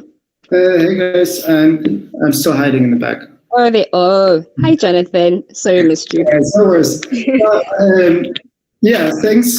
Thanks again to all the participants. Big congratulations to all our winners. Really great ideas. We actually already discussed some of the topics and ideas on the site, and we're really happy to go forward and support our partners at the Tshwete local municipality to implement these ideas, and also reach out to further participants to see how we can actually implement and enact some of these great ideas. And I also want to thank, of course, our team at Geek Culture for organizing such an impressive hackathon, even working through the load shedding and all those other slight problems. I think we had an extremely great hackathon, and I'm quite happy with the outcome. And I think, I want to keep it short and just thank everybody for participating. And I'm very happy to see what we got, what was created in this short time frame. And I'm looking forward to seeing these ideas in action. So thanks from our side. Thank you so much, Jonathan from the GIZ, and Mr. Williams. I think maybe let me hand over to you, sir, to speak on behalf of the Tshwete local municipality. Thank you very much, Kia. I would really like to thank everybody who participated, even though you didn't win. I think you've learned a lot, and also congratulate all the teams that won for their hard work. And from Tshwete, I think this is a good initiative. We hope to see such kind of initiatives in future. Thank you very much. Thank you so much, William. Again, thank you so much to everyone. Do have yourself a lovely rest of your evening. Again, congratulations to all the winners. Bye, guys. Bye, everyone. Bye, everybody. Well. Yes. It was nice meeting you. Once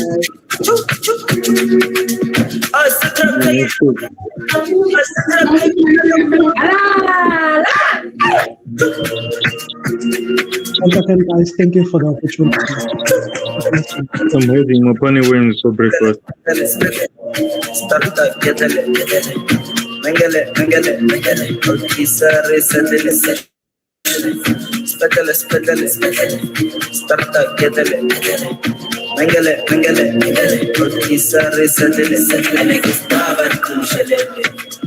Big neck kelele, Jago sebele, Bula segele, on. Maradona Galarov.